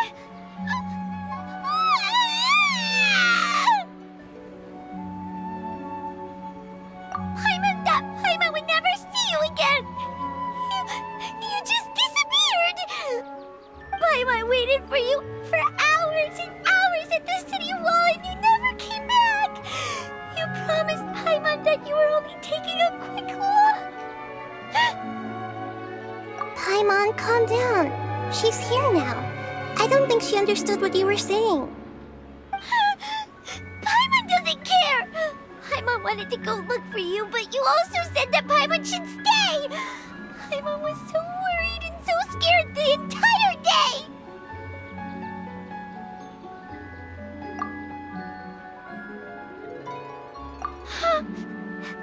Okay. Paimon will forgive you. The most important thing is that you didn't actually disappear. Oh, Paimon was so scared that you had gone into another world. Okay, Paimon, can you tell us your perspective of what really happened yesterday? I see. Using two people's different perspectives. After that, you left the city. Paimon kept her eyes on you the whole time, but then you disappeared in an instant.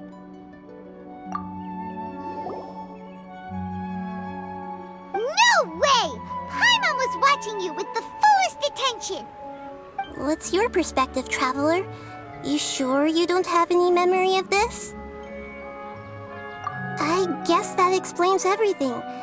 You also lost your memories the last 2 times you tried to leave the city. Those days' memories can't be awoken. So, if we leave the city, our memories will be completely erased? It really sounds like something big outside of the city is being hidden on purpose. But this way, we'll also never discover what's outside. Something like a message? But how can we send it back? Don't look at me like that. I'm not used to being stared at.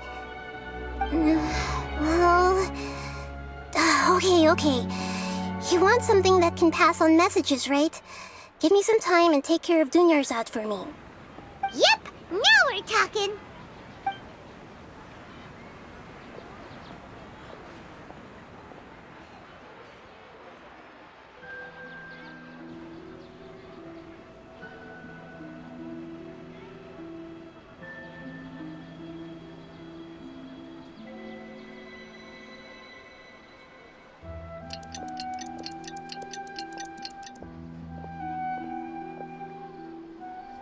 I'm done. Here you go. What? Isn't this just an Akasha terminal? I made some little changes. Akasha terminals are already capable of sending messages. I just tweaked it so that it could connect to any node. To make something like this? Nahida, you really know the Akasha like the back of your hand. Anyway, we can use this now to record a message, right? Yep. I'll help you save the messages. It should be pretty easy to use. I just can't guarantee the user's status and signal coverage when they're outside the city. We'll never know until we try. At least we're taking the initiative now. Let's go then. Let's expose those sages. All right. Paimon isn't as worried about being separated since it happened once yesterday. But Paimon still isn't happy about it. Okay, see you tomorrow, Traveler.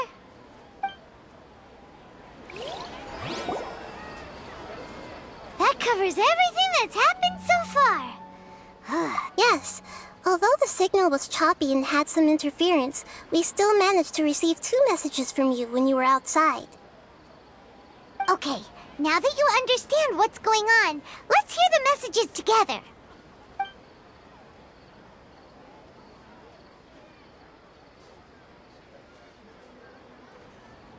Can't go back. There are countless spaces here. Our Sub-Zero's festival in Sumeru City is just one of them. I've entered another space. Before me are flowing sandstone and howling fish. Impossible and surreal sights. All these spaces are empty, except for the occasional ones that contain mute puppets rather than people. I can't sense any human presence.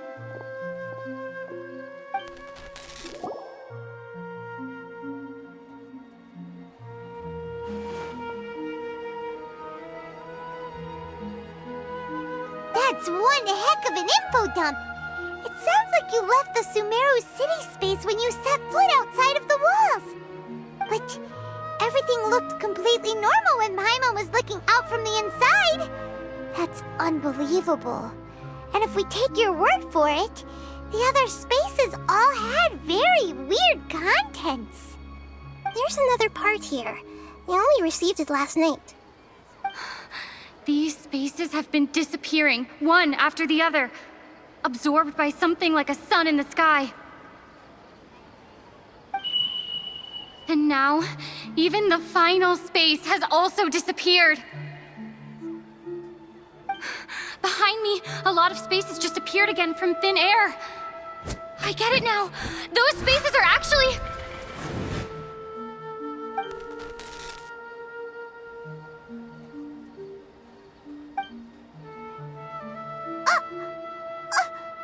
Why did the message end right there? What did the Traveler want to say? What are those spaces? Probably because yesterday just happened to end at that moment. Oh, right. Paimon did hear a beep from the Akasha. Did it come from here or from the message? The message. It should have come from the Traveler's Akasha terminal.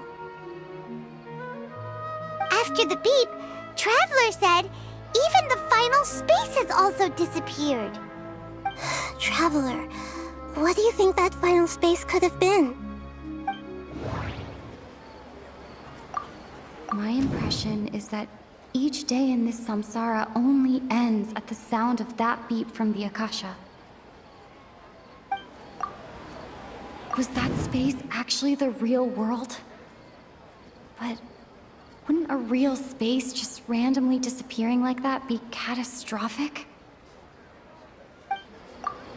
All the bizarre spaces I saw outside the city had one thing in common: a lack of human presence.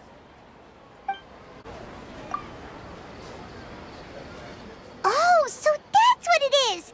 After the sound of the beep, the final space, the Sub-Zero's festival, also disappears, and we're taken to the next day. Later on, Traveler also mentioned a bunch of new spaces materializing behind them. Do lots of new spaces appear every day? Paimon's head is spinning. Just what are these spaces anyhow? Well, consider this. For all the horrors of the Archon War, at its heart, it was just a game where a bunch of gods fought over 7 seats. So no matter how strange or spooky things may look on the surface, maybe all they point to in the end is a small and simple secret. Wow, the Archon War, huh? That's an analogy and a half.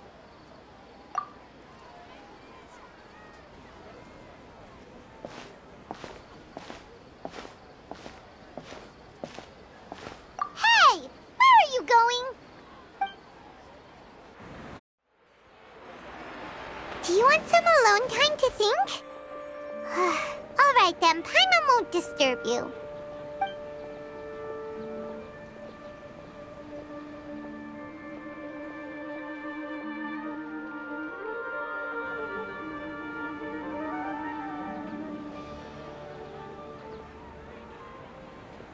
The dance of Sub-Zeros is about to begin. I'm going to go watch it. Okay. Why don't you go ahead, Dunyarzad? We still have some other stuff to do first. Okay then. See you later. Have you figured it out yet, Traveler? Time is ticking away. Awesome! What is it? Paimon wants to know. Oh, wait, no. Let's meet up with Nahida first. You can tell us both together. This time, we're gonna get to the truth.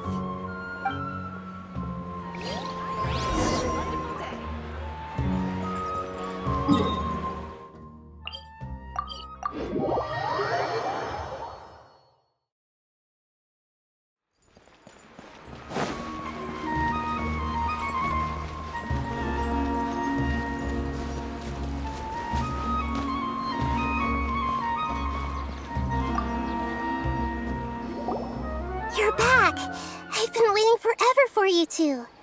Judging by the looks on your faces, are you ready to take your Sub-Zero's exam and graduate from the festival?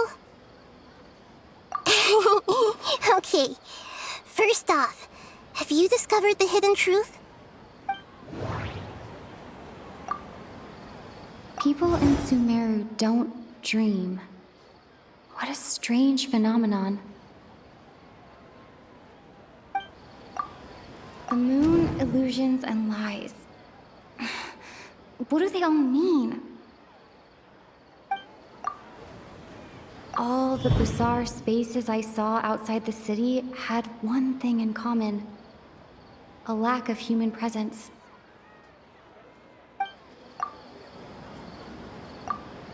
We've already experienced the Sub-Zeru's festival many times, and the day of the festival seems to be in a perpetual samsara. Okay, Nahida said, the Akasha relies on the power of a gnosis to operate, as it is the manifestation of the God of Wisdom's power. It compiles the wisdom of the entire populace, and it grants knowledge to the people.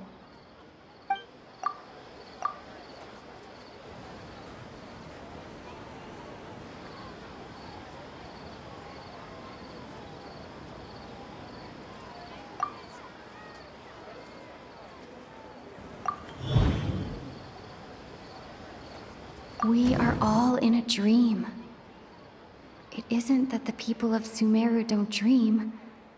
Rather, the Akasha is taking their dreams from them.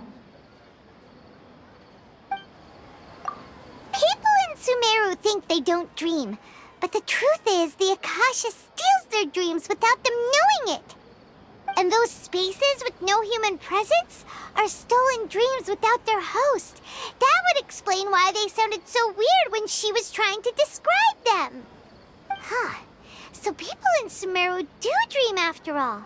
In fact, we're all in one big dream together right now. Correct answer. Now, how did you conclude that the Akasha is capable of this? And it grants knowledge to the people. It compiles the wisdom of the entire populace.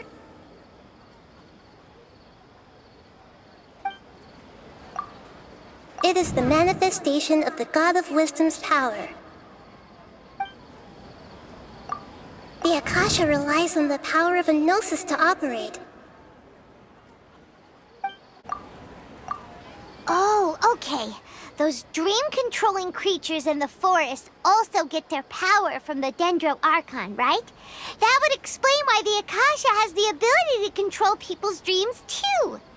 But is stealing everyone's dreams really how the Akasha compiles their wisdom? Isn't there anything more to it than that? Dreams are fantastical, complex, and full of imagination.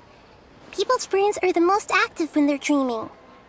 In other words, dreams are rich bundles of human wisdom. So in other words, the complete opposite of how Hypatia understood it. Paimon remembers her saying that the sages think dreams are foolish delusions, and the fact that no one dreams is a blessing from Greater Lord Rukkhadevata. So it was all a dirty trick? The real story is that the sages from the Academia are using the Akasha to steal people's dreams for their own use, huh? Oh? By the sounds of it, you understand the current situation pretty well. So then, what about the samsara?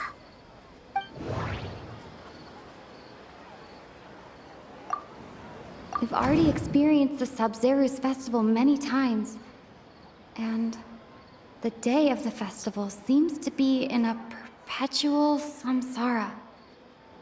My mind feels exhausted, even though I haven't done too much thinking.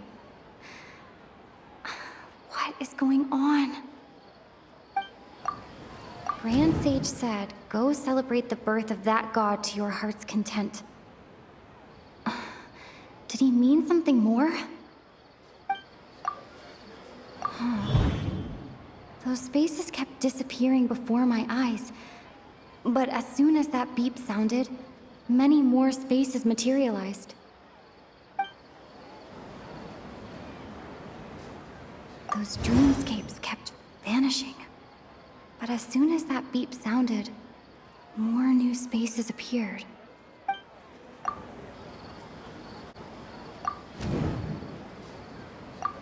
Correct.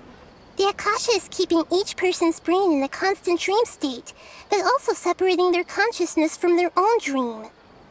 Their disembodied consciousness is placed inside the collective dream of the Sub-Zero's festival along with everyone else's, while their now vacant dreams are harvested by the Akasha.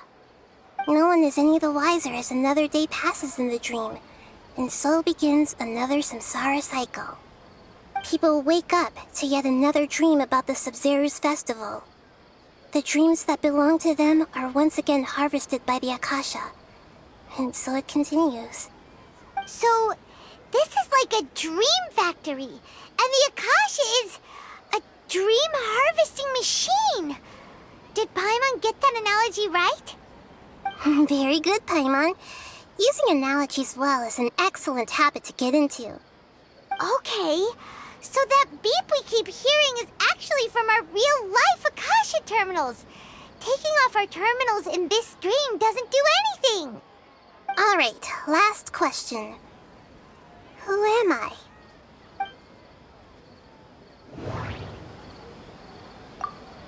They say that alchemical divination is the Dendro Archon's divine revelation. So then, if Nahida has referred to herself as the moon... So you noticed. I thought that one would be the hardest question. That's why I put it last. That wasn't hard at all. Even Paimon guessed that. Everything about you is different. We just didn't want to expose you is all. Now that you mention it, Nahida, you've been hinting to us since the very beginning. It's funny, thinking back to when we were asking all over the place for info about Lesser Lord Kusanali. Paimon didn't expect to meet you like this. Yes, those can wait until we're back in real life. On the other hand, I'd be happy to answer any more questions you have about here and now. You asked me this question before. My answer was, it would literally blow your mind. Now that you know this is all a dream, this answer should hopefully make more sense. Have you heard the saying, don't wake a sleepwalker? Likewise, if someone suddenly had told you all this instead of you learning it on your own, your notion of reality and dream would be thrown into irreversible confusion. I couldn't expose you to that kind of risk. That's why I could only give you very subtle hints and some suggestions. Long story short, I'm really sorry I had to keep you guessing. Firstly, this dream we're in is completely based on reality.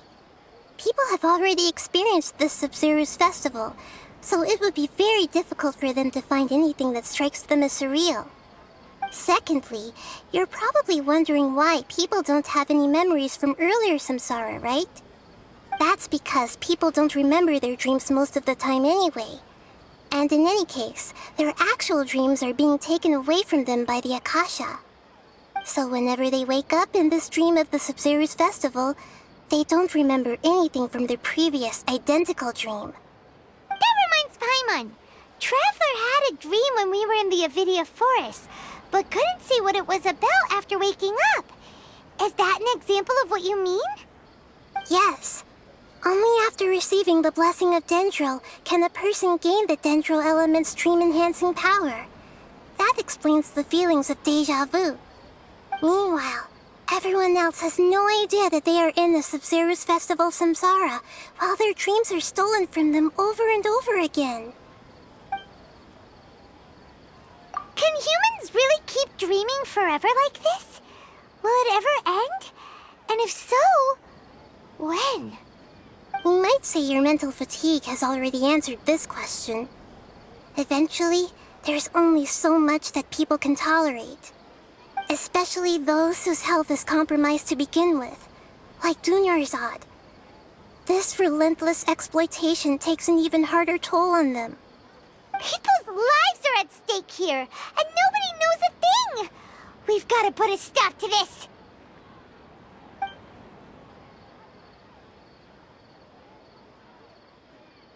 I know, right? Why did they have to base this dream on my birthday? Could it really just be a coincidence? Even you don't know the reason? Wow, now that's strange. The Academia sages are determined to harvest lots of dreams in a short time, no matter the cost. They have to be up to no good. Unfortunately, I don't know anything about it. Traveler, do you have any information?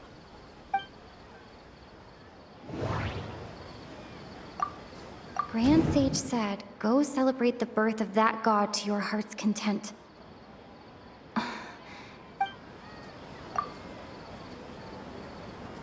Celebrate the birth of that god? Could it mean...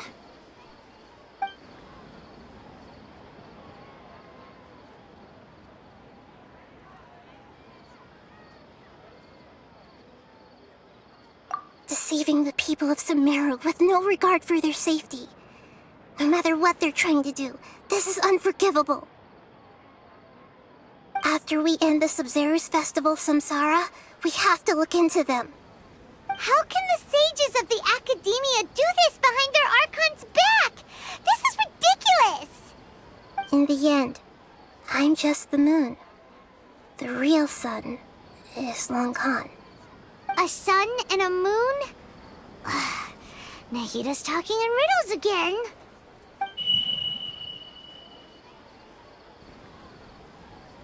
Oh, we're out of time today. I'll tell you how to break free of the samsara tomorrow. See you then.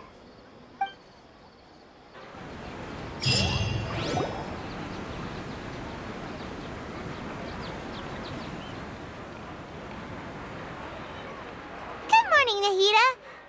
Wait. Now that Paimon remembers everything, should we instead say good morning, Lesser Lord Kusanali? Hey! What's wrong, Nahida? You don't look too good. I'm afraid that what you're thinking right now is correct. Did Dunyarzad already disappear? No way! Are we too late? The real Dunyarzad's consciousness has indeed disappeared.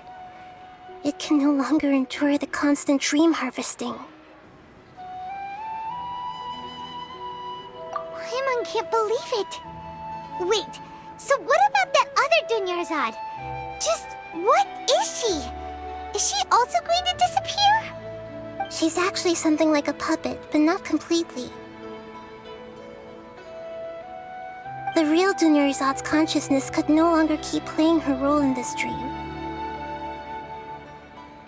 So another Dunyarzad appeared to replace her in the dream. Just like the grass and the trees, that Dunyarzad is just a building block of the dream that helps to keep it going. But personality-wise, she's nothing like the real Dunyarzad. Puppets are stiff, and can't copy a living person's vitality. After all, they're just there as filler. You know, speaking of which, the old Dunyarzad might not have been too different from a puppet. Dunyarzad truly believed that she met you within her consciousness, and it was you who inspired her. So you do remember her after all. Yes. Back then, her family was overly protective of her. No one cared about her personality or thoughts. It was as if she only lived to stall her Elazar. I just gave her a little wisdom so she could look at life in a new way. So that she could be her own person. But even so, she's still... far from it. I'm still a long way off from being a real Archon. I couldn't even save her. If I were a competent Archon, I wouldn't have let my most faithful follower die at the Sub-Zero's festival with so many regrets. Please don't beat yourself up over it, Nahida. It's the sage's fault, and theirs alone. I'm not beating myself up. All I did was to rationally observe the distance between myself and a real Archon. Don't be like that, Nahida. Even real Archons are still allowed to be sad.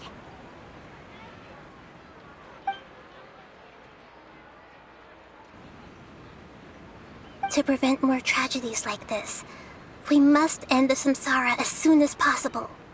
Great, but how do we do that? Although the Sub-Zero's festival dream is under the Akasha's control, only humans can dream. Even the Akasha is unable to create them. That means this dream belongs to a host who created it.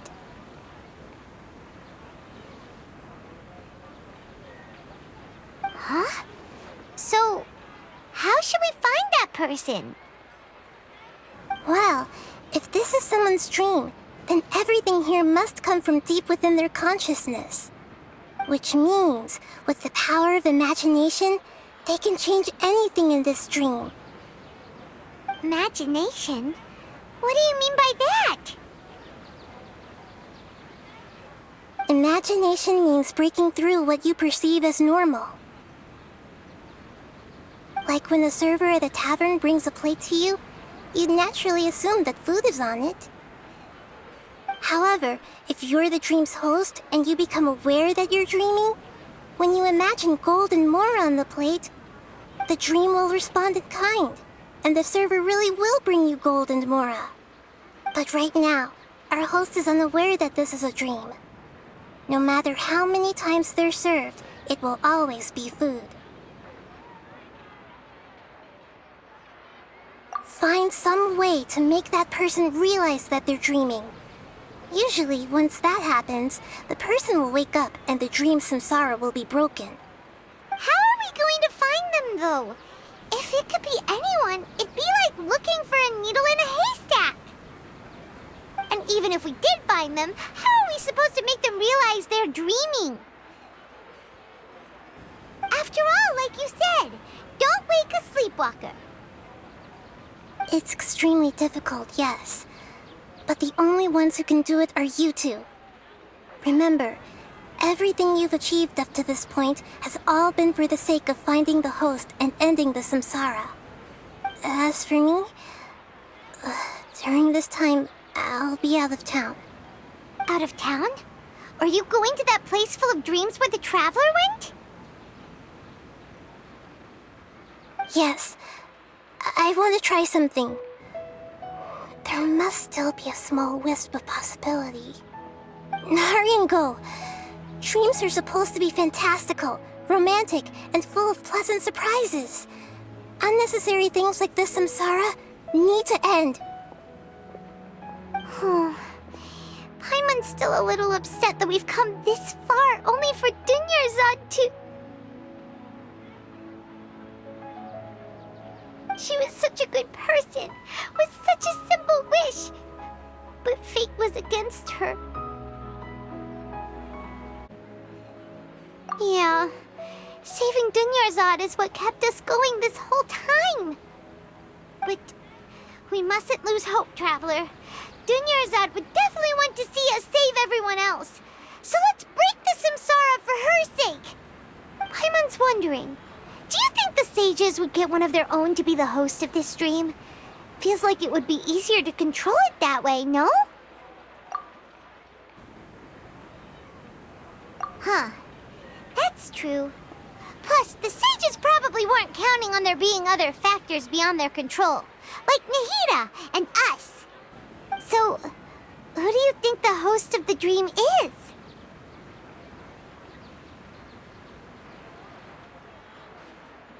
Oh, that would make sense! Ferris, the Knight of Flowers, is a symbol of the whole Sub-Zero's festival, right? Pretty core character. Let's go ask him some questions, shall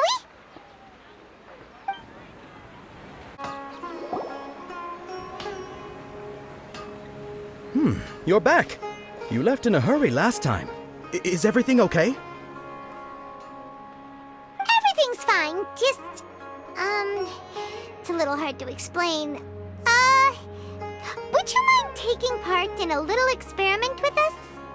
An experiment? That came out of nowhere. I'm listening, though. What do you need me to do? Could you... make a wish? You want me to make a wish? Is that a new Sub-Zero's festival tradition or something? Less questions, more wishing! Okay. My wish. Okay. I'm a little nervous saying this out loud, but I want Miss Dunyarzad to be happy. Oh. I noticed earlier that she looked a bit down, and she wasn't really talking to anyone. She just doesn't seem like herself. She's always so gentle and kind, and all the kids love her. I've also wondered if the reason she asked me to be Fairest Knight of Flowers is because I'm special to her, or something. So, you have a crush on Dunyarzad? Oh, is it that obvious? After what I just said, I guess it is. When she placed the hat of the Knight of Flowers onto my head, she said to me, I want everyone to have a happy Sub-Zeru's festival. What she didn't realize was that I'm not that interested in how everyone else feels. In that moment, I just wanted to be her Knight of Flowers for the rest of my life. 50 years, 100 years, I'll serve her till the end of time. Okay, yeah, that was a bit much. Felt like the right moment to get it off my chest, but that was pretty embarrassing. Okay, I'm ready to make my wish. I would like Miss Dunyarzad to appear in front of me right now with a smile on her face. Here goes. Please come true. I'm gonna open my eyes. Oh, you're... What? Faki? Sorry, but only one portion of Yalda candies per person. Back home you go. Nice try, you two. Anyway, never mind. I don't need to see her appear right in front of me. As long as she's happy. Guess he isn't the host of this dream after all. Should have expected it wouldn't be this easy.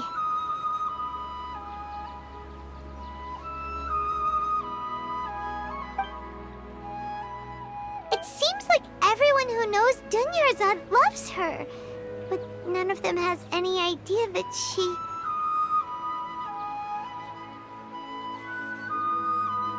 My lady, step back. That sounds like Dia! Oh, right. This is when Dunyarzad bumps into the kidnappers. Huh? But Dia can handle them! Hey, Traveler!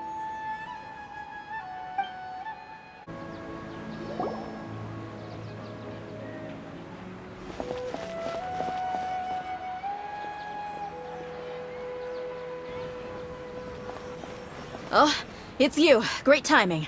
Please take... Hey, this is my job. The homie Yannis pay me, not you. You... fine, alright. Knock yourself out. Why are you so worked up anyway? It's not like I don't trust your fighting skills. Anyway, watch yourself.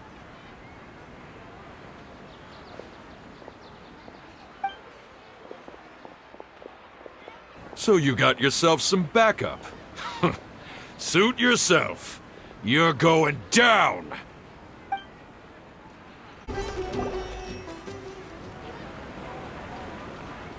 Traveler, were you just taking your anger out on those guys?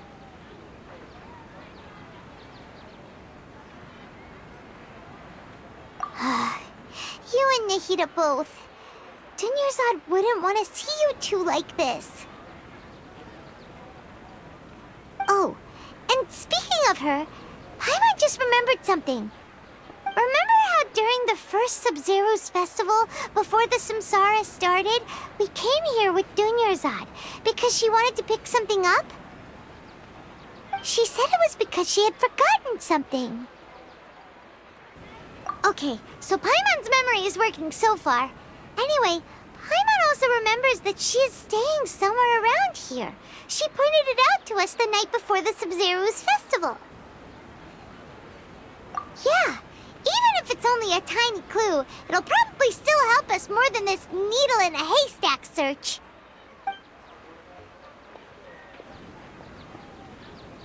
This is the place! It's rude to enter other people's spaces without permission, but desperate times call for desperate measures! Hey! The windows are unlocked! Okay, Paimon's gonna take a peek inside.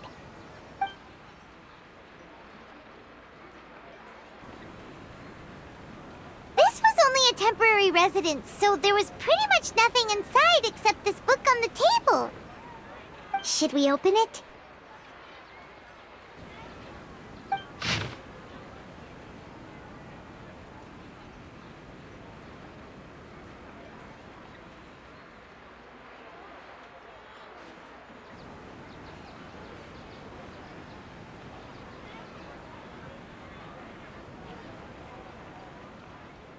Wow. Dunyarzad wrote all of this. Sounds like she was always thinking of us, even while we were away. Even though she was also busy preparing for the Sub-Zero's festival and had all her health problems to worry about. She must have wanted to give this to us as a gift on the day of the Sub-Zero's festival, right? If we hadn't found this book, we never would have known. But now that we know, we can't even thank her.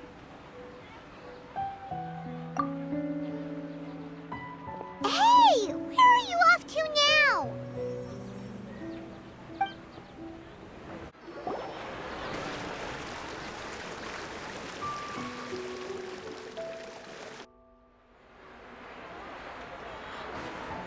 It's Dunyarzad's puppet.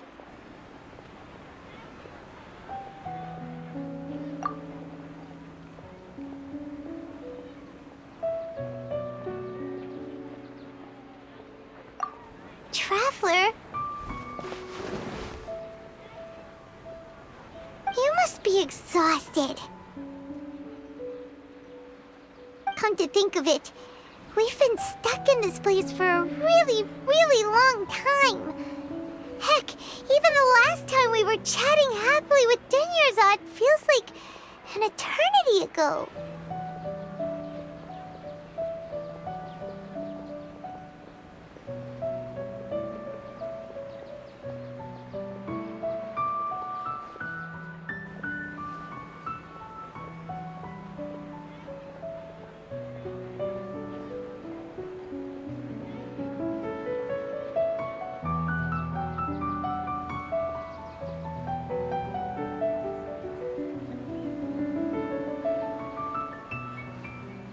Paimon still remembers when we were sitting here, and the way her eyes sparkled when she talked about Nilou's dance of Sub-Zeros. There will always be frustrations in life, but I know that the point of living is not to leave behind any regrets.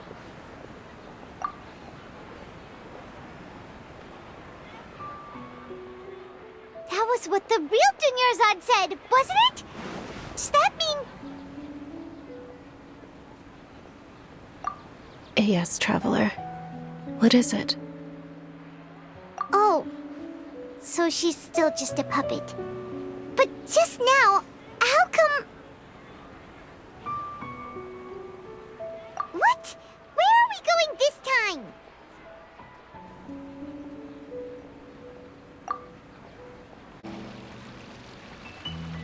If you continue to resist, we will have to order an investigation into every single event organizer. The Grand Sage has already granted you much leniency. I advise that you exercise tact. How did things turn out like this?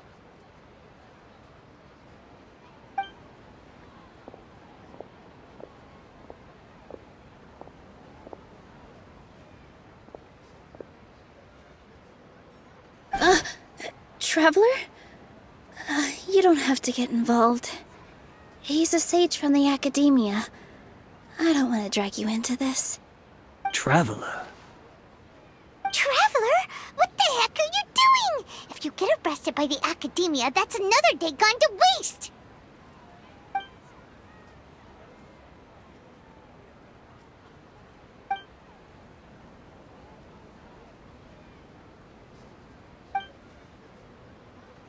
Wait, they're not reacting. Have they been scared stiff? Oh, of course! If this is the sage's plan, they wouldn't put themselves through this.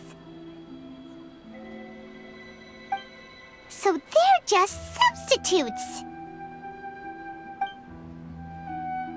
What is this? What happened to the Grand Sage and his entourage?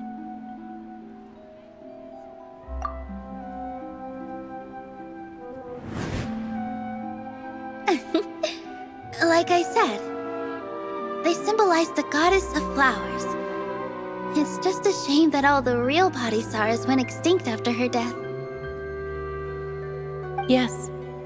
The Greater Lord brought forth new Padisaras in memory of the goddess of flowers. But she ultimately could never truly replicate that beautiful shade of purple.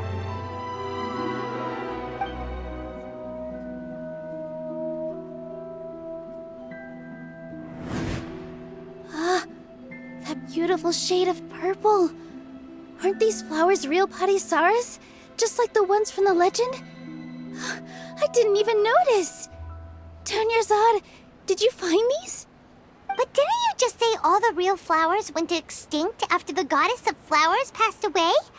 So, how? Yeah. What's going on here?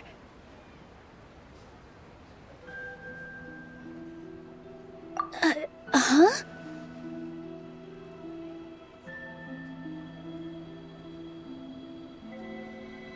You guys are acting weird. But okay, I'll try.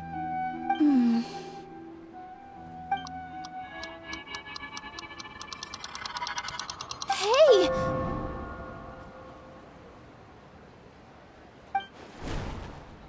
They disappeared! So Nilu's the host! What a surprise!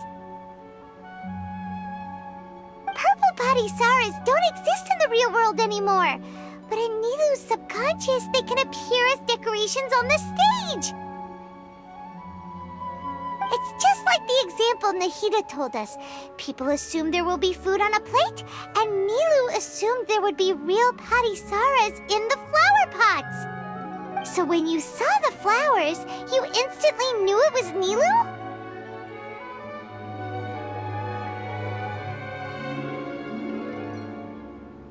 But if we want to end the samsara, we need the host to become aware that they're dreaming. How should we make Nilu realize that? Am I dreaming? Huh?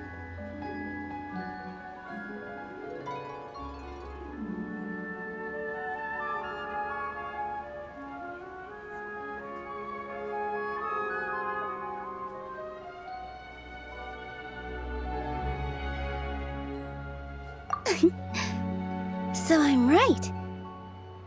Is this Lesser Lord Kusanali responding to our celebration of the Sabzeruz festival? Wrong guess, but you aren't completely wrong either. The point is, what made you think this is a dream? As far as you know, people in Sumeru don't dream, right? Yeah, but have you heard the tale of the first sage? To prevent a calamity, he went on a journey to find the Dendro Archon. Ooh, sounds familiar. Dunyarzad told us a story like that when we first arrived in Sumeru City. So it was about the first sage, huh? Yep, but in the part you heard, he hadn't become the first sage yet. There's more to the story. His piety and wisdom were acknowledged by the Dendro Archon, and she finally gave her blessing to him. All kinds of spectacular scenes appeared in front of the first sage, as if all the knowledge in the world was being painted onto a canvas right before him. He was captivated.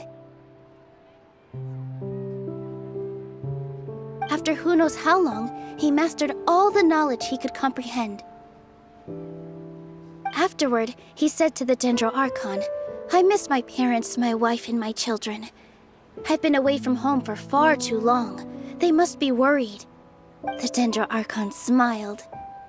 The next second, the sage found himself lying in his bed, as if he had just woken up from a dream. His wife, lying next to him, said, You're off to search for the Dendro Archon today, aren't you? Have a safe journey, my love. In the end, the first sage took care of many disasters in Sumeru City and founded the Academia.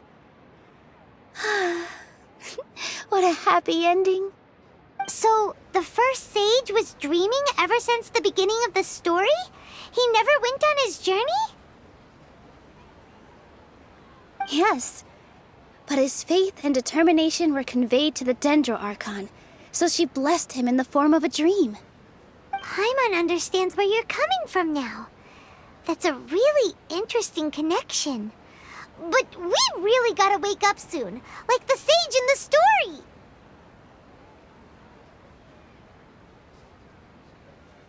I see. Well, it just so happens that today's Sub-Zero's festival is almost over too.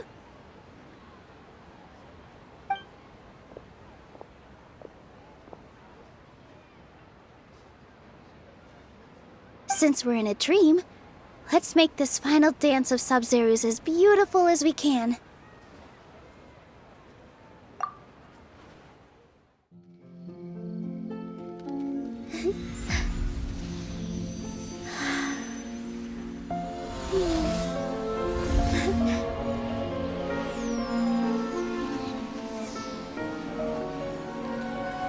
The wait is over, everyone.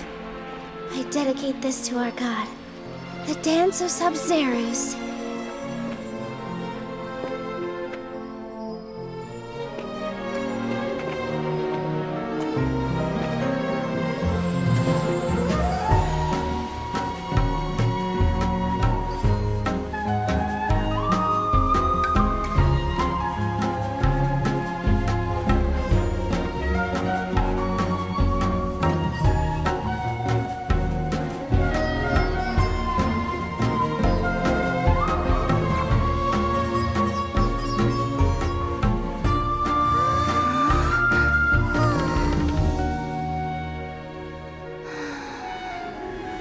I'd be lying if I said I had no regrets.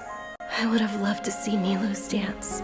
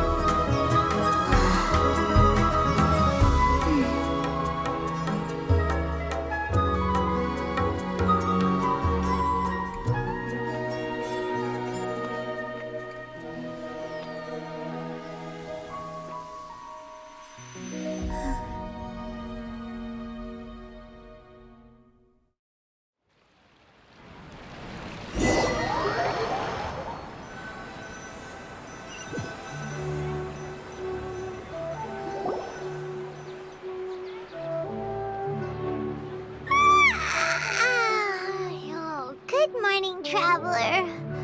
Oh, Paimon feels like she's been asleep for the longest time. Paimon's head feels super heavy. Did we oversleep? Do you even remember going to sleep last night? Paimon thinks it was after the Sub-Zero's festival. The Sub-Zero's festival! Have we finally escaped from the Sub-Zero Samsara? Quick! Take off your Akasha terminal!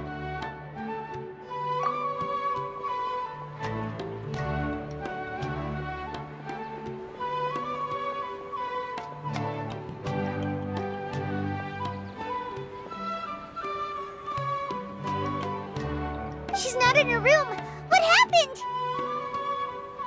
Huh? What usual spot?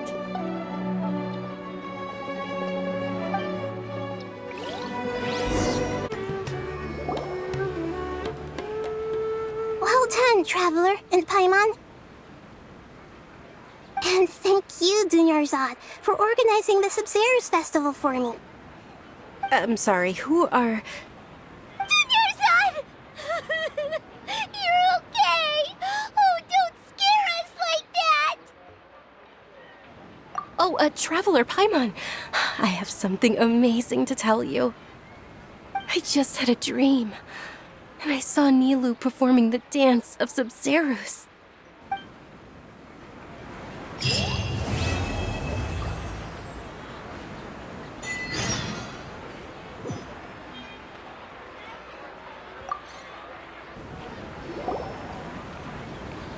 You're actually Nahida, aren't you? Paimon felt like Catherine was acting weird when we met at the Sub-Zerus festival. And Dunyarzad, did you save her? It's a really long story. We shouldn't disturb her. Her consciousness is still weakened. Let's chat somewhere else. How about by the Traveler's favorite bench?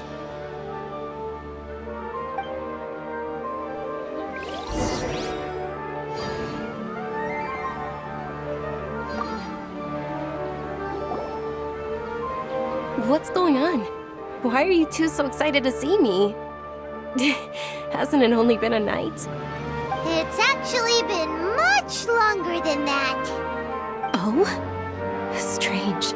Was I really asleep that long? No wonder I have such a headache.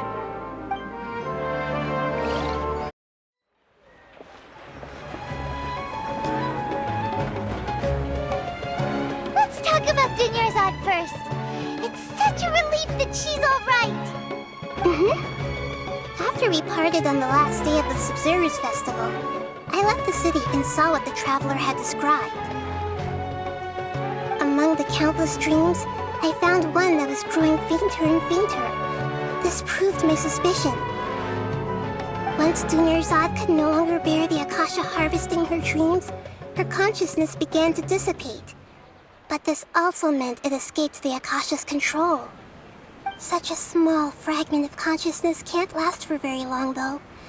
It will return to its original dream, where both will gradually fade until they completely disappear. I used all the power I had to keep her dying dream alive as long as possible, but it still wouldn't have lasted for much longer if it hadn't been for you two breaking the samsara. So it looks like we did manage to save Dunyarzad in the end. And not a moment too soon. Huh? Why are you two smiling so happily? I thought you'd be so moved that you'd start crying. I need to spend more time observing human emotions. Both are fine. Everyone reacts differently. All right. You two must have a lot of other questions for me, right? After all, you saved my faithful believer. As your reward, I will answer any and all questions. At the Avidia forest, there was this incense that made the Traveler fall unconscious and dream of a huge tree and a red sky. You also heard someone's voice, right? It said world and forget me. Yeah, so you do know! We've been wanting to ask you what that was about, and if the red sky was related to Conria. It seems like the Traveler established a connection to Irminsul. That was a message left by Greater Lord Rukkhadevata's residual consciousness in Irminsul. Perhaps her last memory before she died. As you two probably know, Greater Lord Rukkhadevata disappeared after the disaster in Conria. The timings of these events do line up, so your suspicions are reasonable. A message from Greater Lord Rukkhadevata? We thought it was from the Scarlet King. The Scarlet King? That god who died even longer ago? Some present-day desert dwellers still worship him. You probably just heard some of their conspiracies. Okay, so what does the message mean? I still haven't managed to decipher it. Even the Akasha isn't currently capable of doing that. Greater Lord Rukkhadevata's residual consciousness in Irminsul seems to be contaminated with something that has a very dangerous aura to it. Many devoted scholars go mad as soon as they connect their consciousness. I've warned the Academia about this many times, but people still keep falling victim to it. But I believe this is the key to saving Irminsul. That's why I've kept trying to decipher it. So the tree in the vision was Irminsul? Oh, Tainari also said that Irminsul is sick! Is it because of the contaminated consciousness? But even if you can't figure out what that vision was all about, it seems like our search for you was all in vain. The Traveler wasn't affected after coming in contact with that consciousness. I've never seen anyone like that. With you here, we may have a chance at deciphering it. No, we must decipher its secrets. I've already eliminated all other factors that might affect Irminsul. This is the only one left. This puzzle has life and death at stake. It could determine Irminsul's fate, as well as Tevat's. To be accurate, I'm using the Akasha as a medium to occupy Catherine's consciousness. How did you do that?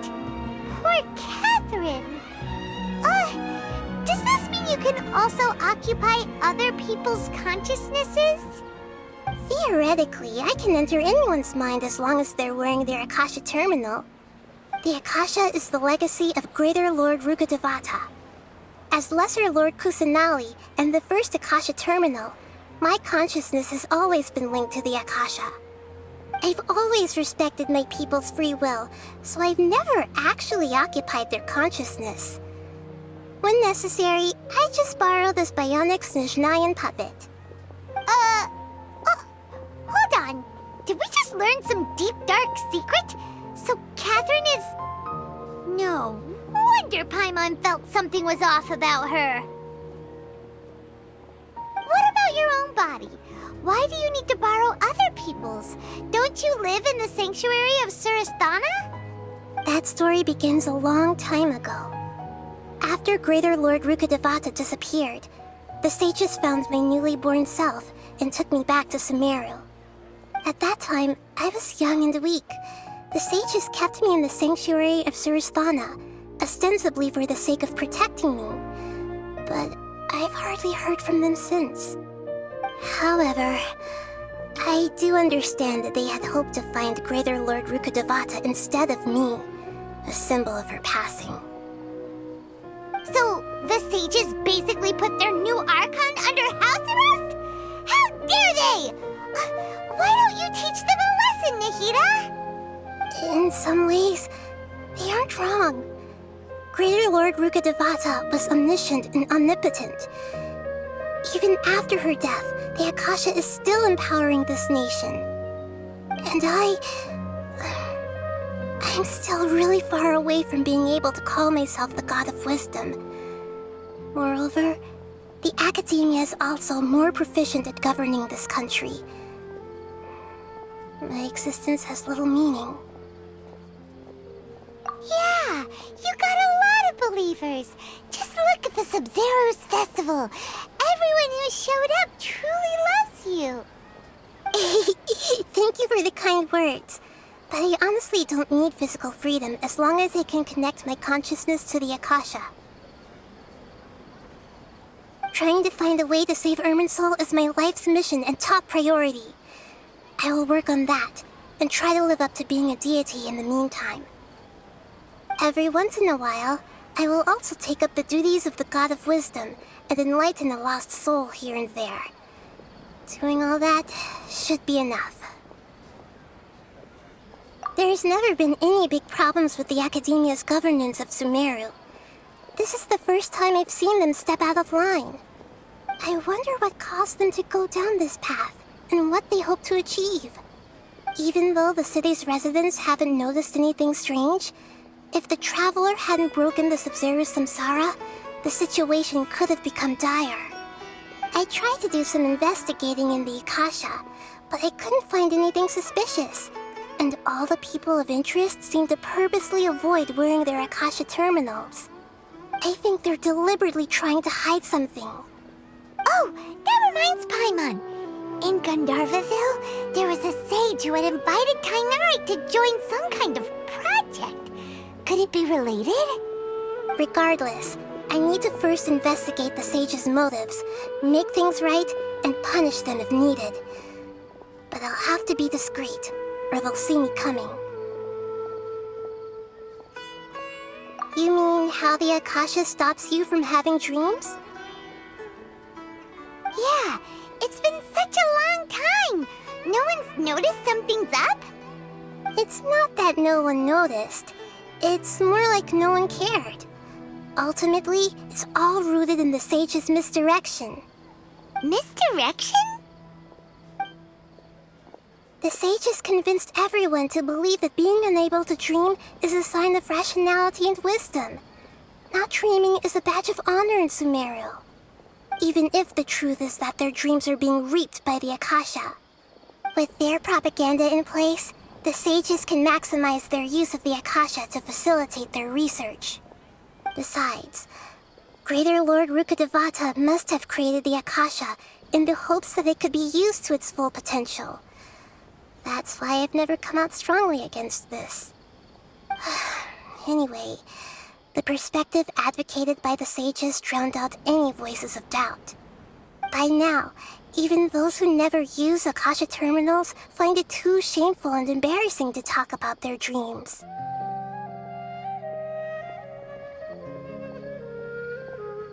Got it. I hope my answers were satisfactory, seekers of knowledge. To be honest, maintaining Dunyarzad's fading dream took a lot of mental energy. I think I may need to rest for a while. Oh, and you don't need to worry too much about the sage's activities for now. The Akasha won't be able to conduct another project on the scale of the Sub-Zero Samsara in the immediate future. Go and get some sleep. Leave everything to us. What a relief. This is truly the most exhausting birthday I've ever had. Traveler? Paimon? Why am I here? Do either of you know? Maybe you were sleepwalking. You know you can't wake up a sleepwalker. We happened to walk by, so we thought we'd wait for you to wake up. I see. Huh. I should visit my maintenance personnel sometime. Oh, I'm fine. I better go. Thank you.